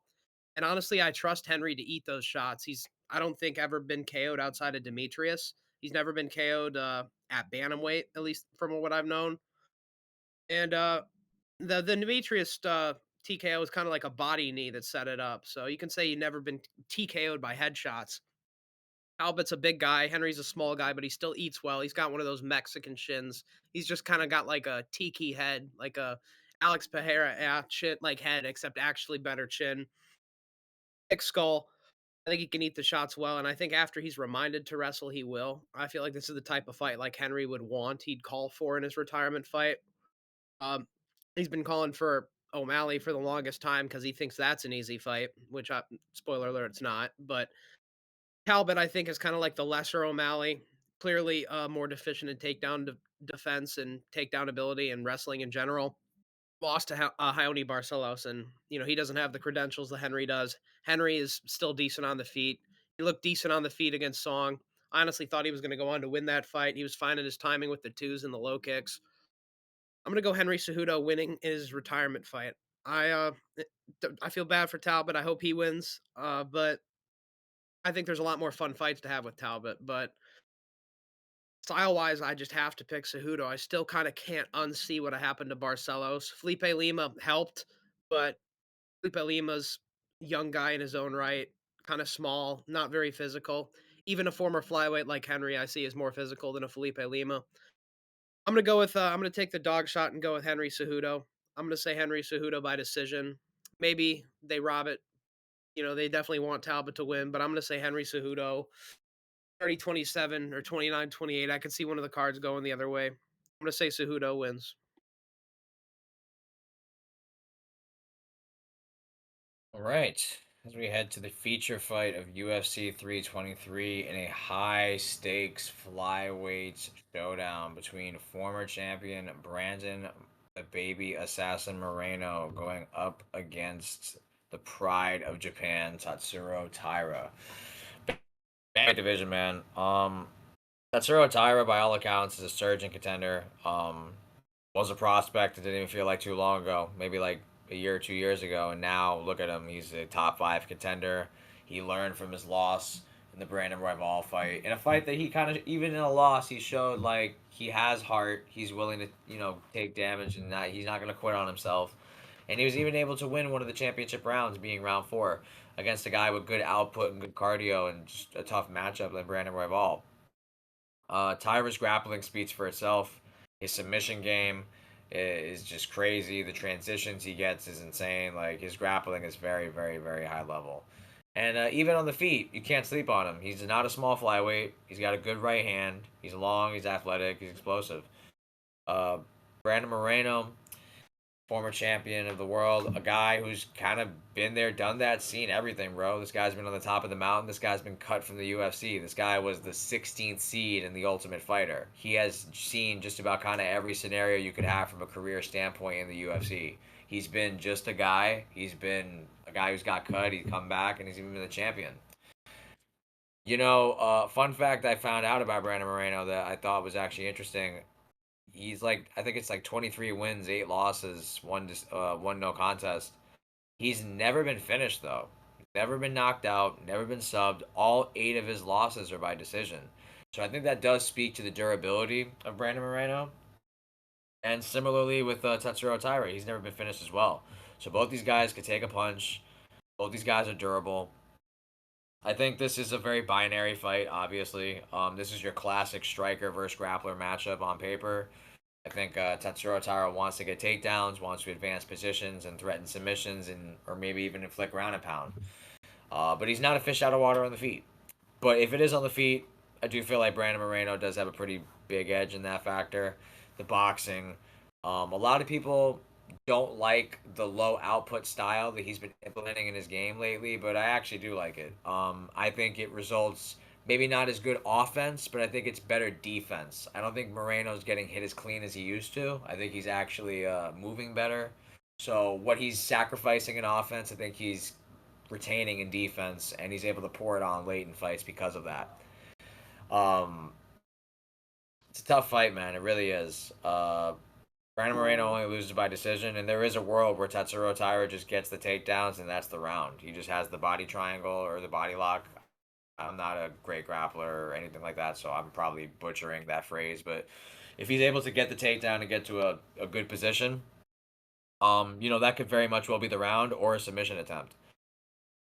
But I think, it's funny because I'm very critical of Brandon Moreno in his career. I rooted against him in the Figueiredo quadrilogy. I'm a very big Figgy fan, as Alex and Mike will tell you. He's my favorite flyweight of all time. I rooted for him every time. I've been very critical and very much a hater of Brandon Moreno, but I'm actually going to pick him in this one. I think he can do what Brandon Royval was able to do and more. I think he can duplicate, maybe not necessarily the output, but just the overall success on the feet against Tyra.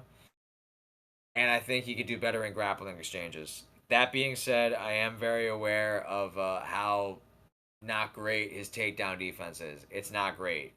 But I'm looking at who's out grappling him. It's Askar Askarov. It's Alessandro Pantoja. Not saying that Tatsuro Taira isn't a great grappler. He is. But I don't know if he's a great wrestler. I don't know if he could just latch on to Moreno and that's the round. I feel like Moreno has underrated scrambles. I think his cardio is more proven than Tatsuro Taira, even though Taira had been 5 rounds. I think Moreno's gas tank's better. I think his striking's better. So I'm actually gonna go with a Brandon Moreno split decision win where they value the output, the damage, the efficiency, and the ability to escape submission attempts.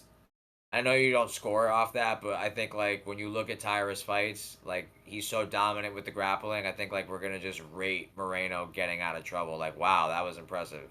I know it won't score or anything, but you know what I mean. I think he wins the decision, a split decision off output, total strikes, and damage. I'm gonna go with Brandon Moreno by split decision. Yeah. This is a good fight. Uh Picking Brandon Moreno is not a bad pick here, but I'm gonna go with Tatsuro Taira, man. I like Brandon Moreno. He is one of my favorite flyweights to watch. He's a tough fighter. Great, great fight, great fighting style to watch sometimes. But lately, man, he hasn't been the old Brandon Moreno where he's efficient and he's willing to put everything down to win a fight. Now he's kind of having kind of just feels like he's sparring now when he fights. And I don't think you can do that with a Tatsuro Taira who's been improving and who's young and who's tasted defeat and now he is improved after that. That's insane to me. And Tyra's good, man. His grappling is phenomenal. And I think that is going to be the fight that I think that's what's going to win Tyra the fight here.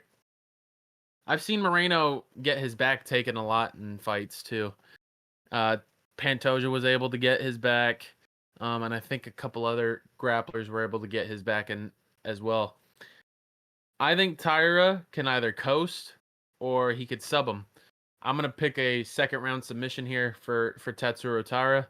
I think he's gonna get Moreno with a rear naked choke. Moreno's gonna look phenomenal on the feet, and then Tyra is just gonna hit him with something good, and Moreno isn't gonna feel comfortable, and we're just gonna get to a grappling exchange, and boom, Tyra's got his back, and he's gonna lock in a rear naked choke. Tyra's very good, man, at finding those submissions, and I know his wins aren't the best per se. He when he fought you could say his best opponent was Brandon Royval, and he lost that fight. But I feel like he's improved that fight, and he was looking good in that fight too, man. And I ain't gonna lie to you, I think UFC is gonna have another great Japanese flyweight. We have Kyoji, and we're about to have another good one in Tatsuro Taira, a young up and comer in the making. And yeah, I got Tyra second round submission, rear naked choke. Yeah, I have to make it a clean sweep and go with Tatsuro Taira. That's who you picked too, right, Tony? No, you picked Moreno. All right, Moreno. it's not a clean sweep. I have to agree with Mike then and go with Tyra. I don't like the evolution of Moreno's style. I think he kind of needs output to beat Tyra. He's shown that even though he's a good grappler, he can be out grappled and held down and controlled for entire rounds by people like Pantoja. I think Tyra is similar, and I think if this was a 5 rounder, I probably would pick Moreno because I feel like he'd be able to do a little bit of what Royval was doing. But there's some physical traits that Royval has that Moreno doesn't. One thing they had in common was output, but Royval kind of still fights with output, whereas Moreno no longer does. And Royval is very tall and very long and hard to close distance on, whereas I feel like Moreno is a little bit easier. He's kind of throwing right hands a lot. I think Tyra can time that and shoot a takedown. And I think he's able to win this fight on control time with effective control, going for submissions, landing ground and pound, and not getting stood up. I think Moreno is the better boxer, but I don't think he puts it out enough really to win this fight. Clearly, I think they do want the Japanese market a little bit more. Moreno's getting a little bit older. He's not as exciting as he used to be. I don't think he's that same Mexican commodity that he was, in 2022 and 2021 and these years where he was champion and interim champion and number one contender. That isn't the same Moreno now. He can't really fight Pantoja again, in my opinion, at least honorably. I think they kind of want him to lose, similar to Royval. I think they kind of want to push Tyra. That's a fresh matchup for Pantoja. We'll talk about it a little bit later for the main and co-main. But if Marab and Pantoja win and they don't wind up fighting each other, there really is only a few options. Tyra is the only option really for Pantoja. You could say Kyoji, but I think Kyoji needs to have one more fight closer to the ranking, to the top 5, and then we can do that. Tagir was like number 11. Tyra beating Moreno is a good win that you can come off of and get a title shot. Grappler and grappler, I think that's what they want to do. Kind of conditional on Tyra winning the fight, but you know, Tyra if he wins, Manel Cop if he wins. But these are, close fights between top guys where, if Royval and Moreno both win, you don't want to see those guys fight Pantoja. So I do think they want Tyra to win. I like the style. I think 3 rounds favors Tyra. I think he gets 2 of them. I'm going to say 29-28 Tyra.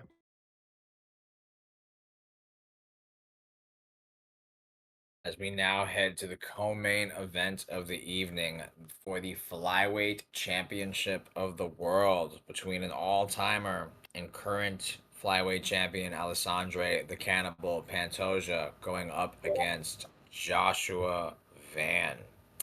I'm gonna pivot and let anybody who would like to take the wheel on this one feel free. I'll gladly like to take this one here. Alejandro Pantoja, everybody in here, we can all agree if there was a man in flyweight right now that can dethrone Demetrius Johnson, you'd have to say Alejandro Pantoja, man. Doing a phenomenal job. Great fighter, great technique, great grappling, great everything. Nitty-gritty. Doesn't lose for a reason. They call him the cannibal for a reason, man. He'll chew and scratch somebody's way into a victory, man. But I think we found a dog in coming up, man. And he's from Myanmar, and I think we got a up and comer and a star in the making in Joshua Van here. As y'all know, I'm going to pick Joshua Van here. I think Joshua Van can. I think he has the style to stop what Pantoja does. Don't get me wrong. Pantoja can win this fight. He can sub him, or he can randomly catch him. We have seen Joshua Van KO'd before, but I think Joshua Van can get this done, man. His grappling, his takedown defense is phenomenal, and I think the reason why people have success, don't have success against Pantoja, is because they're afraid of getting taken down. and they're afraid of that. Like Pantoja just makes them back up, and he's just marching forward, swinging for the fences, looking like a fucking Beyblade out there, man, with those combos. But dude's phenomenal, and the one thing that I know is not going to happen is Joshua Van's not going to back up. He's going to march forward. He's going to land body shots. He's gonna box you up, and he's going to try to combinize on you. And I think he's going to get it done here in a very technical submission. I mean, not submission, technical decision here. I think Pantoja is going to have some success on the feet. I mean, on the ground, some success on the ground. I think he will get a couple of takedowns here and there, but I think Joshua Van's just going to be the younger, fresher fighter. I haven't really seen him get gassed out like that. So I think it's going to be tough for Pantoja to just bully him. And he ain't no Kai Car France. He's not James or Frank Car France. I don't know what his real name is, but I sure as hell know his mama didn't name him Kai. But anyways, that's another story for another time. I think Joshua Van's just going to get it done, man. I think he's got a better... I think he's more promotable. Yeah, you can say if Pantoja wins, you could say he's going to probably have what Demetrius Johnson wasn't able to have, and that's a superstardom at a dominant stage of his UFC career. You can now say that Pantoja might have that, but I think Joshua Van's gonna surprise everybody. Like I'm hearing everybody's just gonna think like, oh, Pantoja's just gonna get him down and finish him there. I don't think so, man. I think it's gonna be a tough fight. I'm gonna go with a 48-47 Joshua Van decision, like I said, and I think he's gonna stuff the takedowns. He's gonna make a technical fight, and Pantoja's just gonna gas out a lot, but he's gonna come out swinging, and and then I think we're gonna get to that fifth round, and then we're gonna see a very good Joshua Van, young, hungry, and ready to take that belt, man. And Myanmar will have their first world champion, and new. I've yapped so fucking long on that one. Yeah, I am also going to be going with the challenger and underdog Joshua Van. I think bad style matchups go a long way with Pantoja. I think that's when we saw pretty much gave all the false hype to Urseg. Urseg's relatively ass, but he did really well against Pantoja, and that made everybody think that he was really good. And I still to this day think Urseg won that fight. I think if you're a boxer and you can outbox Pantoja and you can defend the takedowns, it's going to be a bad night for Pantoja. Even this newest version of Moreno in the third fight gave him a lot of trouble. I think people with hands that can defend the takedowns are a bad style matchup. Guys like Kai Asakura and Kai Kara France or James Kara France, they get taken down and subbed pretty easily because they don't really have the ability to get the takedown defense. Even though Kai Kara France was once known for it, he's really bad once it gets to the ground. He's got no get up ability. He's bad in jiu-jitsu. I think Joshua Van's young. He's learning. He's got a shorter frame, harder to take down. There's never been a time really where he got held down.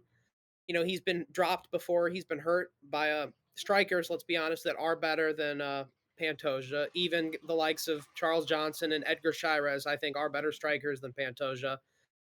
I think cardio is on the side of Van, even with Pantoja being a champion and Van having never fought 5 rounds. We see Van do his best work almost always in the third round. He gets better as the rounds progress. And I think a fourth and a fifth, he's going to be even better in those rounds than he is in the third. And he's going to be able to continue the momentum from the third and bring it forward.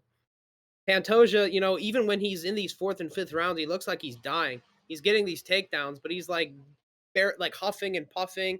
His face is all bruised and red. He's a hittable guy too. And I think when you have as much output in the combination work that Joshua Van has, it's a recipe for disaster for Pantoja. I think on the feet he's sloppy, he's open, he's available. He already gasses out, and ain't no flyweight that he's ever fought is ripping body shots the way Joshua Van has. I think Pantoja is going to look more sloppy and more shit than he's ever looked. He's going to gas out really bad around the fourth round, and I think that's the cue for Joshua Van to get his finish. I'm going to say fourth or fifth round TKO by Joshua Van. I was thinking about going to a decision because Pantoja always gets it out, but I'm going to be honest. I don't think he's fought somebody who's as good with the hands as Van. And the combinations he puts in, the output, the body shots. I've said all this already, but I think this is the X factor. It takes a bad style matchup from winning. Urseg didn't have this type of output. He's kind of soy. Van will mix it up. He'll go to the body. He'll throw 4, 5 punch combinations. I think this is the type of fighter that beats Pantoja. Let's say Joshua Van, late rounds, TKO, body shots and headshots. But the body shots are what really gets Pantoja ready to be finished.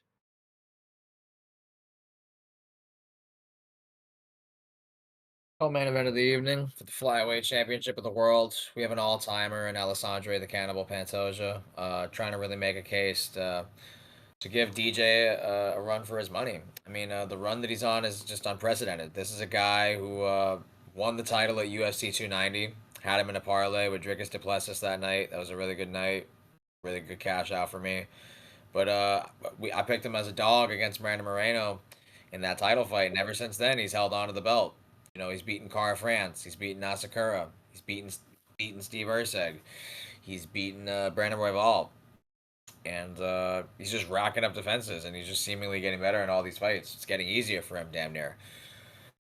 As for his challenger, Joshua Van, 14-2 record out of Myanmar, the fearless Joshua Van. Had a little bit of a hiccup in his UFC career in the Charles Johnson fight, but truth be told, Charles Johnson's not a bad loss. He's a tricky style of flyweight, long, rangy, great cardio, good takedown defense, good output, uh, good striking. Yeah, he's a tough out. Charles Johnson is a very tricky style, and he doesn't fight like most flyweights. He really doesn't. Alessandro Pantoja, though, I mean, until proven otherwise, until we have a new champion. I mean, I understand Tatsuro Taira is in the wings, but Alessandro Pantoja is very much the best grappler in the weight class. His durability is insane. In 35 plus pro fights, this guy has never been knocked out or submitted, and he's fought the likes of prime Devison Figueiredo, his last loss at flyweight, and he was able to go the distance with him. That just shows to how tough Alessandro Pantoja truly is. He's a very tough guy. Van, I see a lot of promise in him. He's very young. I want to say he's like 24 years old. Still so much time on his hands. Even if things don't go as planned in this title fight, he will be back here. It's like, if he doesn't win it, he'll be back. Like, this is a guy who's me, Alex, and Mike, amongst others in our circle, have been very high on from the jump. Ever since we seen him, we liked his boxing style, and he's reminiscent to a fighter who's on this card that we'll get to afterwards. Um, I like his style. His boxing is insane for MMA standards. His output, if I'm not mistaken, if he's not leading UFC in strikes landed per minute, he's definitely top three, if not top five. Definitely top five, if not top three, if not the leader in the stat. His output's great. His takedown defense, as Mike alluded to, is very good. Very underrated facet of his game. He's very hard to take down. A lot of people have spoken about his takedown defense and said it's like trying to move a van, literally, like a truck. It's like, it's weird. Um, he's not the biggest critique I've always had with Joshua Van is his size and frame for the division. He's small for flyweight, which isn't great, but you watch him fight, and the realization that I've come to with him is that for me, he's gonna be the type of fighter that's winning till he isn't. I feel like if it goes the distance, it's catered to his style. He's a better boxer. He has good takedown defense. He has great volume, great output, and I feel like his style is conducive to 5 rounders. This is a guy who's made his way through 3 rounders. I feel like in his first 5 round fight, he's actually going to thrive in it, and dare I say, even have a better gas tank than the current champion. We've seen that be a problem in Pantoja fights. There will be explosions and spurts in the grappling exchanges, and then afterwards, there's kind of like a drought a little bit in terms of his recoverability, his gas tank. Obviously, it's just from him stressing so much of wanting to go for the choke and the finish, and he has to recover. But in those moments, if he's not getting taken down, Joshua Van, I agree with Alex's sentiment. I could see body shots being ripped, really taxing the gas tank of Pantoja. And he's very tough, but Body shots will make anybody fold. You could have a good chin, you could have a tough head to crack, but the body don't lie. I feel. I'm gonna make it a clean sweep. I'm gonna be optimistic like you guys. I'm gonna go Joshua Van in this one. We've been high on him ever since his debut. You know, we're gonna go. I'm gonna go with him. I'm gonna go with you guys here. I'm torn between Alex's prediction of a late TKO or Mike's prediction of a decision. Out of respect for Pantoja, I see this being a very competitive fight. Derek, maybe even a split decision. I'm gonna follow Mike on this one. I'm gonna go with Joshua Van by decision. I could even see a split, similar to the Urseg fight. But this time, I think Joshua Van would have done more than the optics of Steve Urseg. Even though Steve Urseg was able to open a cut, I think, on Pantoja where he was bleeding, I feel like we're going to see visible body language from Pantoja in comparison to other fights. We're going to see a guy, naturally, he has shown he's tired in fights, but this fight, we're really going to see it. And I don't hate Alex's take. Maybe if Joshua Van is the first guy to finish Pantoja, that just shows the level he's on. It'd be amazing to see. But out of respect for his durability and his experience as a champion, I'm gonna go Joshua Van by decision. Great fight.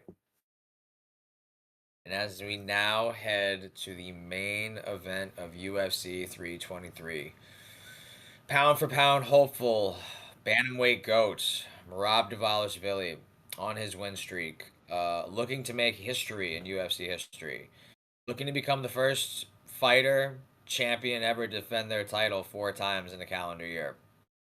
This guy's on a roll, to say the least. It's insane what he's doing right now. I'm gonna pivot to anybody who'd like to take the wheel. Feel free. Yeah. Um. On paper, everybody thinks this is gonna be a dominant fight. I think this rematch is gonna be very, very close. I think it's gonna be a lot closer than we think. Piotr Yan, love him. I honestly don't know anybody that really hates on him per se. Dude's a phenomenal specimen of a man. That sounded horrible. Hold up, pause.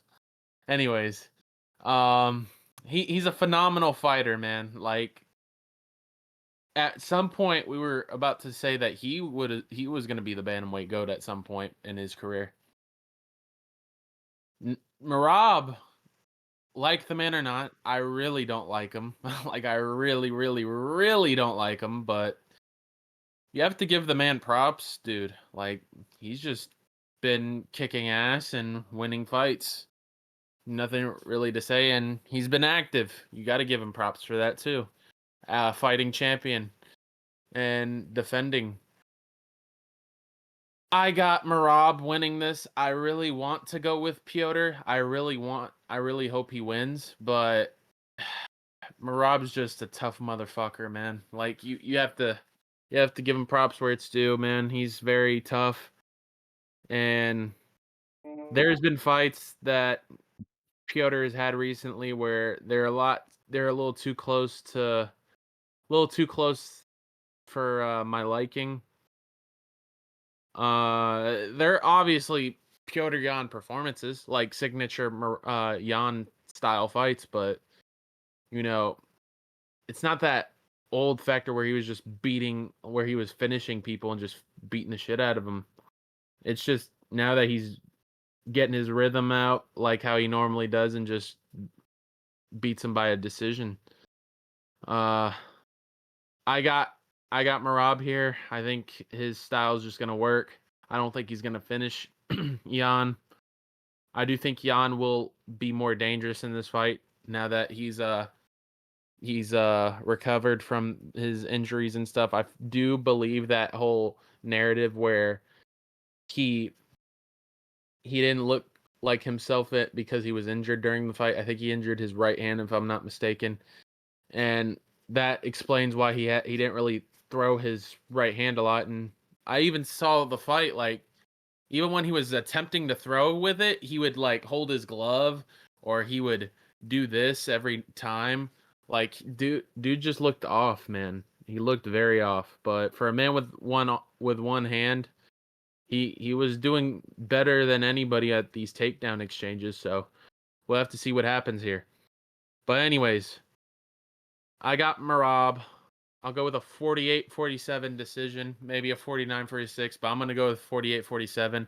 Like I said, I think this is going to be a more competitive fight, and I think Merab's just going to get it done, man. He's on a good path in his career, and I don't see anybody stopping him yet anytime soon, unfortunately.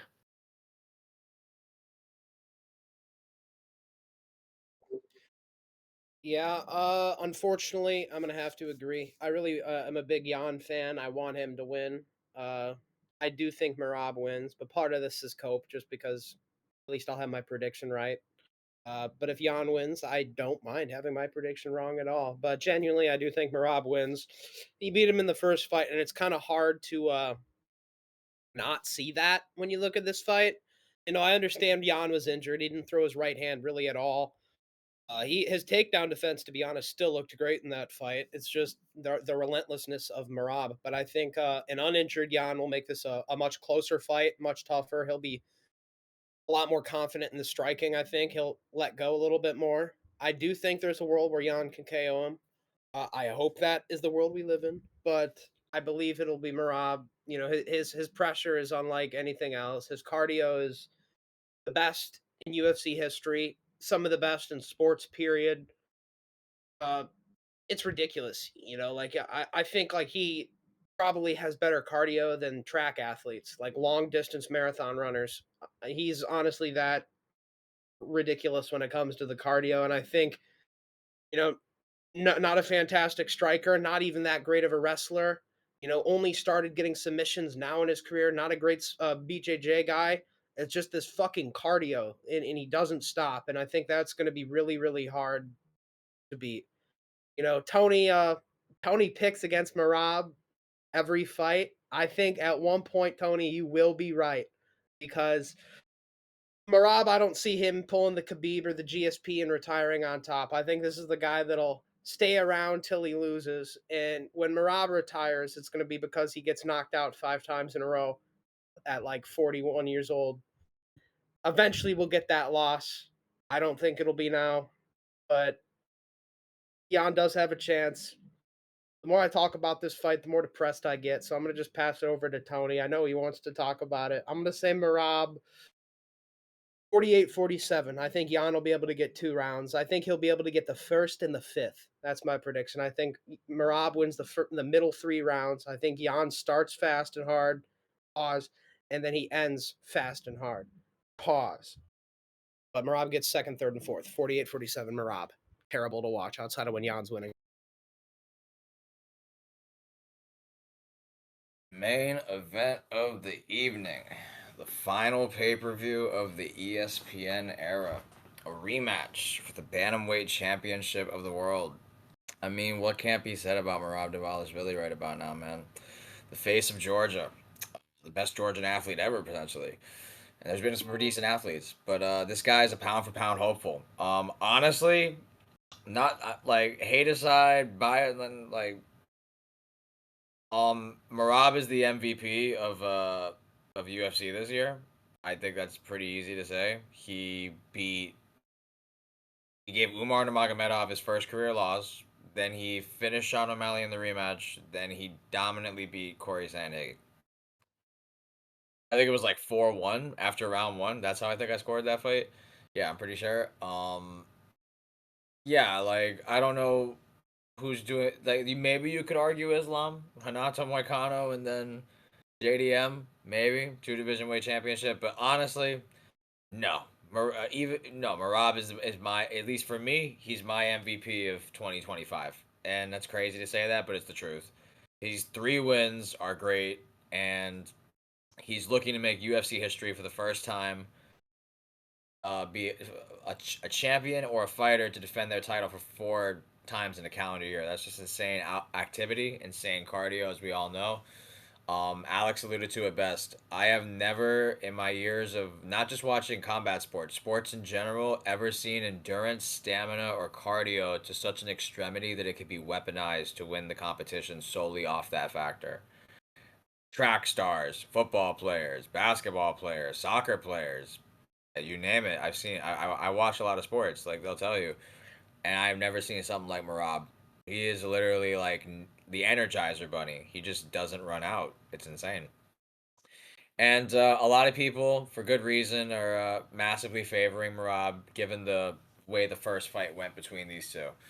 It was a dominant decision win for Marab, where he was just too much activity, too much things going on for Yan to defend at the same time. And you know what? I don't hate the narrative that Marab has improved more than Yan going into the rematch than Yan has. I don't hate that narrative at all. His striking has improved, and he's gaining confidence and just. I mean, he always had like the going forward pressure, but he's really feeling himself right about now. I think the Umar win really like ticked his ego up a notch. Like I gave Umar Nurmagomedov his first career loss. I am him. Like he's got that attitude where he could walk through fire right now, and he really feels it and believes it. As for the challenger, Pyotr Yan, man, what can be said? He's on a win streak right now. You know, he beat Song Yadong, where he was injured in that fight. Then he beat my favorite flyweight of all time, Deiveson Figueiredo. I think that was in Macau. And then he beats Marcus McGee in a fight that he really didn't have to take at all. Kind of an unnecessary risk, but nonetheless, he's got his rematch that he's wanted. You know, there was a point in time where we were getting ready to crown Pyotr Yan to become potentially the bantamweight goat. That was around 2020. When he was on his run to the title, he was winning. He was there. Don't get it twisted. There was some close fight. The John Dodson fight was competitive, and the Jimmy Rivera fight before it was decent competitive early, but he just kept on dropping him in rounds. But nonetheless, Yan on his run to the title, he was the guy. Dana White was like, it's some. He literally said like in a post fight, like in 2019, like, oh, the title, it's someone versus Yan. And it was Jose Aldo coming off of a loss in his bantamweight debut against Marlon Moraes. Marlon Moraes won the fight, but he didn't really win the fight. So much that we gave Aldo the title shot. And I remember watching that fight live. Dude, that's my first time ever seeing Pyotr Yan fight. I know who Aldo was. I wasn't as big in UFC as I am now, but I knew Aldo was the guy that lost to Holloway and McGregor, and he's like getting another chance at a title. I didn't really ever watch a Yan fight before. That was crazy what I watched. He hurts Aldo in the first. Then I think Aldo wins the second and the third, but then he hurts him in the fourth and breaks him in the fifth. He had Jose Aldo in a puddle of his own blood. It was just crazy. The Aljamain Sterling DQ lost the rematch, loses to Marab. Then there goes a period of his career where he's so accustomed to winning that there was a losing streak. And that was really hard probably for him mentally. But I think he's made adjustments in his game. He's aging well. He was never really like a one punch knockout guy. Pyotr Yan is just a martial artist, like in every way, shape, and form. His wrestling, his clinch, his boxing, his kicks. When you watch, see, I love watching Pyotr Yan because I feel like you learn when you watch him. You see his setups, you see what he sees, you see the range that he uses, the strikes that he does. He's just a master tactician and a master of the sport. And I feel like his skill set, when you really look at the bantamweight division currently, like I know he got dominated the first fight, but I feel like on paper, he's top three threat to Marab. He's got takedown defense. He's got 5 round experience. He's a better striker, and I feel as though his takedown defense compared to the likes of like Sanhagen or O'Malley, I feel like is much better. Enough of my yapping. You already know where I'm going with this. If you guys watch this program, you know foolish, yes, wrong, yes, but I fade Marab, and I'm not hiding it. It's the truth. It's what I do. It hasn't worked out for me really well at all. He is the bantamweight goat, and I know Jan got dominated the first time, but I think things are gonna be different this time. I'm dumb enough to believe. I'm dumb enough to pick him. I'm going Pyotr Yan, and I'm gonna go by 5th round knockout, and I'm gonna tell you how. I think Jan watched that first fight, and he saw that yes, he lost, but I thought, his signature first round, he gives up, he's downloading. He takes time to think. I don't think we're gonna see that. I think he knows what Marab's gonna want to do, and he's gonna attack it immediately. I feel like in the first fight, he gave too much respect to Marab, and he was almost trying to like fish out the takedown. He needs to be the one going forward. He needs to put Marab on the back foot. And I think Jan's going to press forward early. Where he's so accustomed to giving up the first round, I think Piotr Jan's going to win the first round in this championship rematch. Then I think Marab's going to understand I lost the first round. I got to go forward. I got to, get in range to get my takedowns and push him up against the fence. I think he's going to do that. Jan's going to defend a lot of it, but he probably would have got out activity, outpointed, not really hurt at all. 1-1. Round 3, same thing kind of happens. It's looking very bleak. At the end of round 3, it pretty much went the same as round 2. He's not hurting Jan, but he's just total strike accumulating and control timing, and it's getting like, might be like the first fight. It's 2-1 Marab. Round 4, heading into the championship rounds.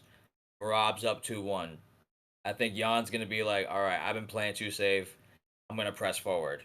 I think he's going to chip away with calf kicks. He's going to see the takedowns, sprawl them more better. And traditionally, where Marab builds as the fight goes on and he destroys his opponents late, Jan's going to be keeping up with him. And Marab's going to be like, oh, it's not like normal. Like, this guy's actually keeping up with me where I break people in this round. And Jan's going to land more consistently. And he's even going to go to the body a lot in this fight. Body and legs, I think Jan's going to attack a lot. I think he's not going to headhunt. I think he's going to set up jabs and set up kicks to the body and the legs that are going to be investments later in the fight. And then I think we go to the 5th round. It's 2-2. Jan won the first, won the 4th. Marab won the 2nd and the 3rd. Jan's going to go for broke. Marab's going to meet him. And Jan's going to capitalize. And he's going to crack him. And he's going to follow up with it. And it's going to be a 5th round TKO and new 2-time bantamweight champion of the world. Piotr No Mercy Yan. And new. Yan and Van both get the upset at 230. At 223. 323. I'm tripping. But yeah. 5th round TKO Piotr Yan. I hope so. I hope so, Tony. And we get a trilogy. I hope they just like forget about Marab if Jan wins, and we just like do O'Malley off a win a song. We should do that. Could be like that. There is Who's a that chance like Marab guy? Like, come on, guys. Come on. they could do that. I hope somehow he gets the good idea to move down to like flyweight, and then after that they create the strawweight division, and then he moves down to strawweight. You know what I mean? Just like an Amanda Nunes situation, except in reversed. You make an entire division. It's like way too small for him, and just throw him there and have nobody else in the division. Like, yeah, we'll find a small flyweight that's unranked and have you fight him. Just pretty much do weird shit with him. Keep him away from all big fights. No, he helped out this year, but let's be real. Rob is still AIDS to watch. Very. Not as bad as he used to be. Not as bad as other people, which is saying a lot. Yeah. Yeah, it could be competitive here. I mean, lately Marab's been loving his hands, man. If he does strike, it's gonna be bad for sure. But I guess we'll have to see what happens, man. We'll have to see what happens. I'm not gonna give my hopes up though. I am hoping Jan wins though. I love Jan, man. He's one of my favorite bantamweights, right? Not right now, all time. He's one of my favorite bantamweights to watch, no doubt. I think it's impossible. I think it's still possible for him to get a knockout. I don't think Marab is good. I think it's just cardio is otherworldly. But skill-wise, I don't think Marab is really all that. Yeah. Yeah. If you put like a random fighter, like let's say Esteban Ribovic, if Esteban Ribovic fights like fucking Marab, he's gonna get KO'd every single fight that he has. You know what I'm saying? Like if he fought like Marab, where he just swings like a retard, shoots godly amounts of takedowns, he's going to get his ass whooped. But the fun thing about Esteban Ribovic is he fights entertainingly and he strikes, and he's very good at it. I'm not trying to say that you have to be a striker to be entertaining, but Marab don't really do anything on the ground, bro. He just times certain things, and if he can't sub you or anything, he's just gonna hold you and knee your thighs. All right. Well, those are our UFC 323 picks and predictions. Really appreciate you guys for watching the video. Make sure to go like and subscribe. And if there's anything you guys else want to say, feel free. Yep. Like and subscribe. Hope this card is phenomenal. Hopefully it goes all according to plan here. Check out our future videos in the future. We got the last ESPN Fight Night card after this. And then we go to our annual award show thing. So stay tuned for that. Alex, I'll let you also kick it off here. Yeah, I don't have a lot to say, but I do think this fight will deliver, like I said in the beginning of the video. And let's go, Piotr Yan. No mercy, baby. Fuck Marab up. Ah!